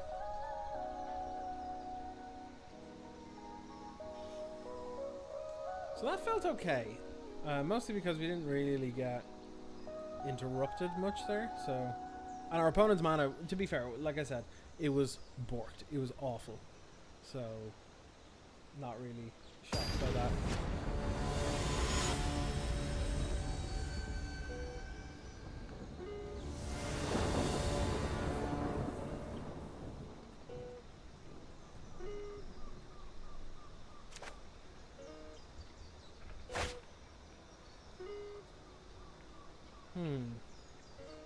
The mana's kind of okay actually, and against blue-white is like one of the only times when I'm okay with playing Innkeeper on 1, which I can do.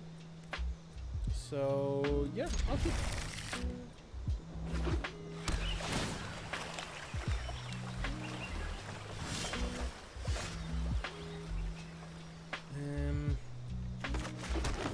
Okay, well we'll do the move we can do.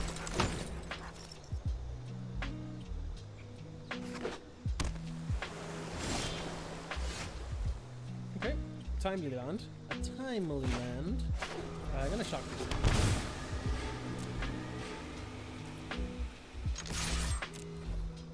Opponent could have something, but it's not likely.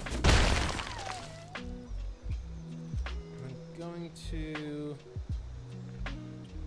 I need to play around what they can do to ruin my day here, and I think if I was to cast this, they probably have like a Dovin's Veto. So I'd rather them tap out for Teferi and me respond by bone crushing them or something. Yeah, that seems reasonable. Yeah, that seems okay.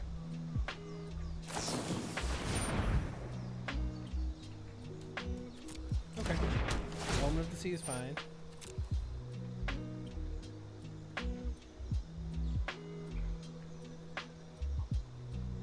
What are they gonna do? Where are they scrying? 2 bottom? Nice. Nice. Love to see it. You love to see it.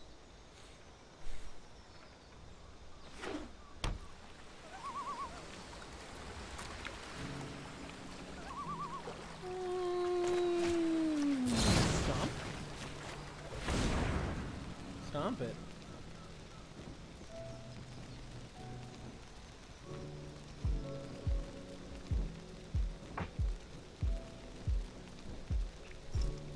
They're considering countering this.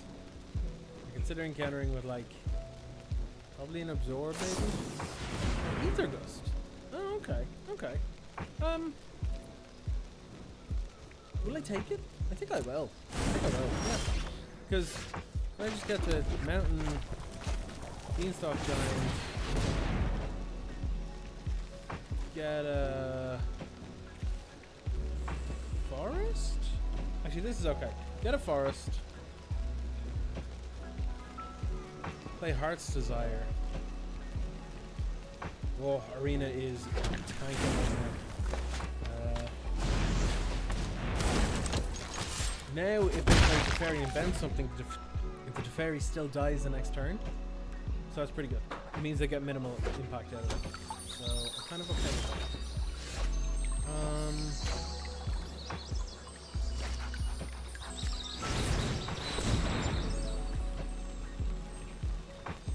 Like, countering this always feels bad, so I'm fine with leading with it. To see what they want to do. I'm good with getting another island. Attacking. Like, I know they're not under a lot of pressure right now, but I think we have a lot of levels that we can sort of try and push through.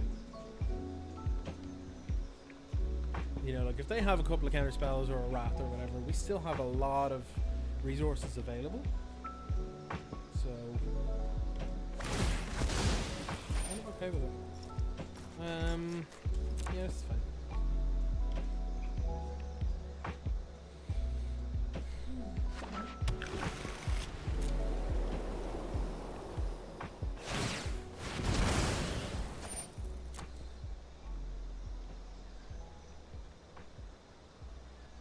One top, one bottom. That's never normally good. Honestly, like, Shatter the Sky now is actually kind of fun. Breath and Bleed is still okay.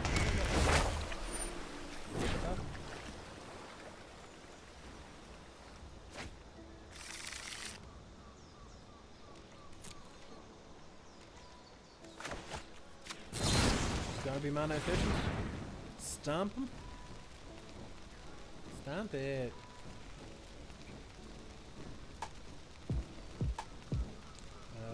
They might have another Ether Gust. Oh, they're allowing it. That's cool. Yeah, I guess I'll force combat.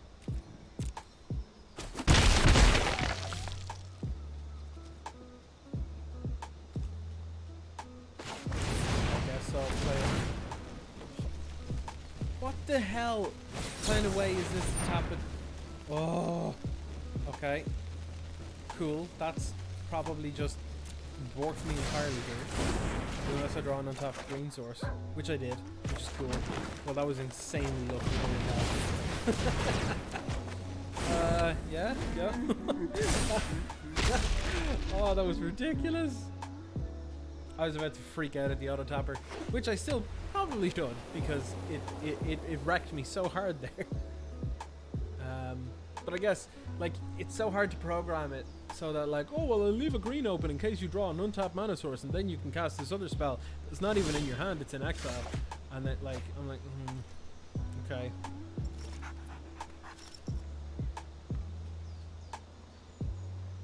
So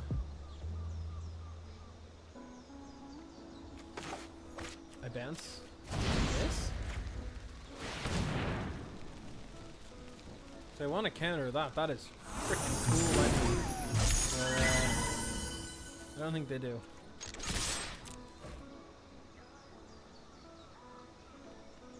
What have they got?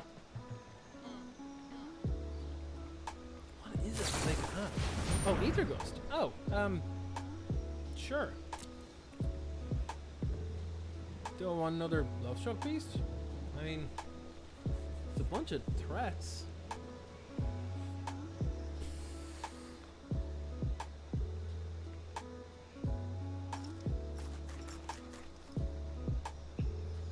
I don't. Maybe I don't. I have a lot of threads.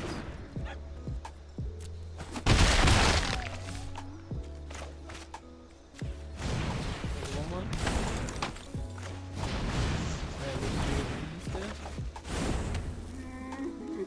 Reinforced.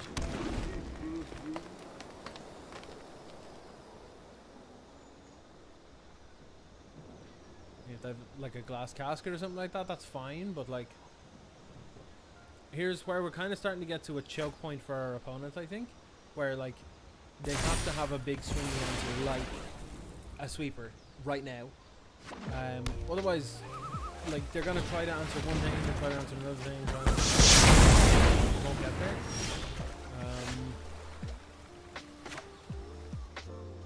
Okay, so I think out of all the times that we're gonna be able to resolve this, it's this and it's now. And that was pretty beautiful, actually.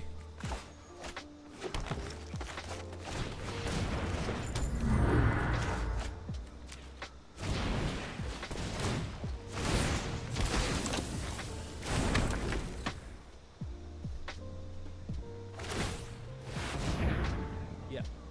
They are scrying. Scrying on their upkeep. Which is unusual.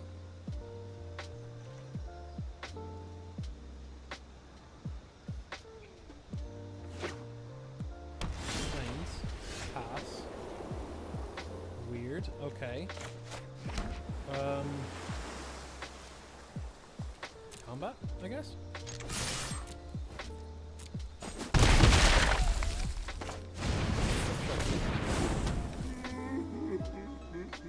Did I use this to bounce something? I did. Do it again, I guess. Like, gotta force them to do things. Yeah, they got a veto, that's okay. I guess while they're top down, I'll just stomping. This forces them to have to do this turn. So, I think I'm looking okay. Like if they're choosing to scry and upkeep here, I think we're doing all right because they pretty much have to. They have to have land shatter the sky in the top one card. So like, unless a card in their hand is a land, it's an untapped mana source. But like, or a way to deal with Lovestruck Beast, either. That works too, like a glass casket. Or Teferi. That works too. But only temporarily, so it's not great.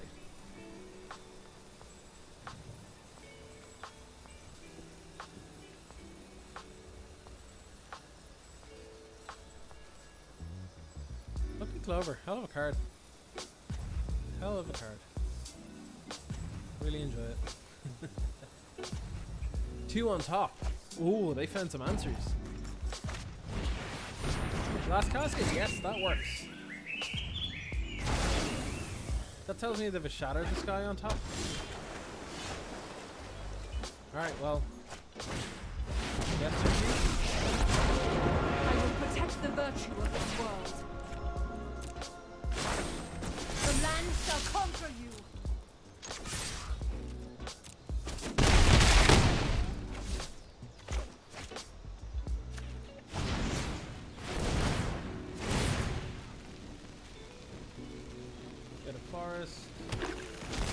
Yes. Welcome back, Happy Smasher. You're just coming in at the end. We're doing some team intervention. I'm gonna cycle this, see if we can get a stomp. Got a stomp on the ground. And no stomp. So I'll have an enter top and pass turn. So now what they have on top probably isn't good enough because it was probably a Shatter of the Sky. And if it was a Shadow of the Sky, it means that they can't shatter. Well, can they? They could Shadow the Sky. No, it's still not good enough because they could Shatter the Sky Yorion. Shatter the Sky, then cast Yorion. But then I would be able to End-Step Flash in Brazen Borrower. Untap a land with Nissa, turn it into a creature. Swing in. Win the game. So it'd have to be something like a planar cleansing, which we definitely don't have. Sure. Okay. This isn't a fight you can win. Kill all those. They have to bounce. They have to bounce one thing and draw a card. And find it in that top card. So I don't think this card exists. Sure. I'll protect you.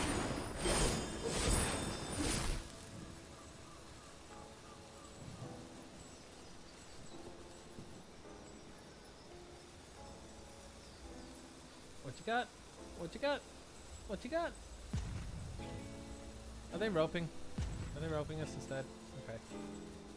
Nice way to top it off.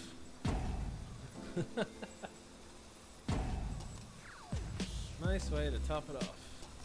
I'm not gonna tell them it's their go though. I'm not gonna make the assumption. Oh, there we go. Nailed it. Well, we got a victory in at the end. That's good. We're still on gold, but you know what? It's okay.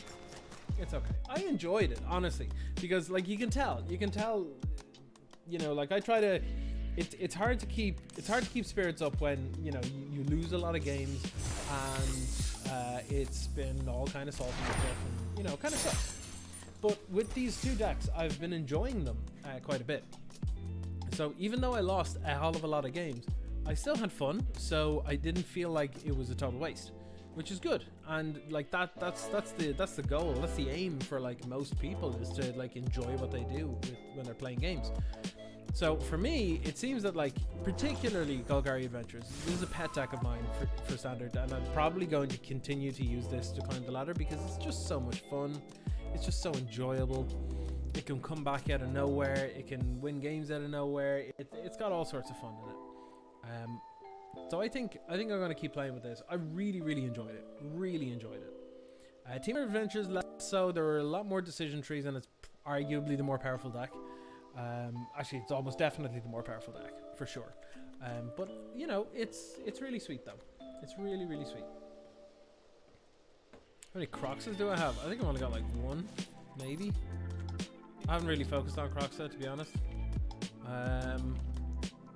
It doesn't seem to be doing a whole lot. I've got two. It's fine. But yeah, that is going to be it for myself, everybody, today anyway. I will be back on Wednesday. I will probably be playing the cycling deck because, well, it's real good and it's real fun. Yeah, that is going to be it for myself. If you're not yet following me here, please do so. If you'd like to subscribe as well, the options are there too.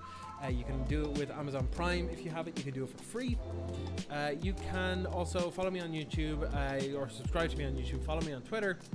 And if you want to make any donations or anything, the links to my Patreon, coffee, donations, all that stuff, all down below. And that's it. That's it for me, everybody. Until Wednesday, I hope you have a good time. You take it easy. You stay safe. You wash your hands. And keep on jacking.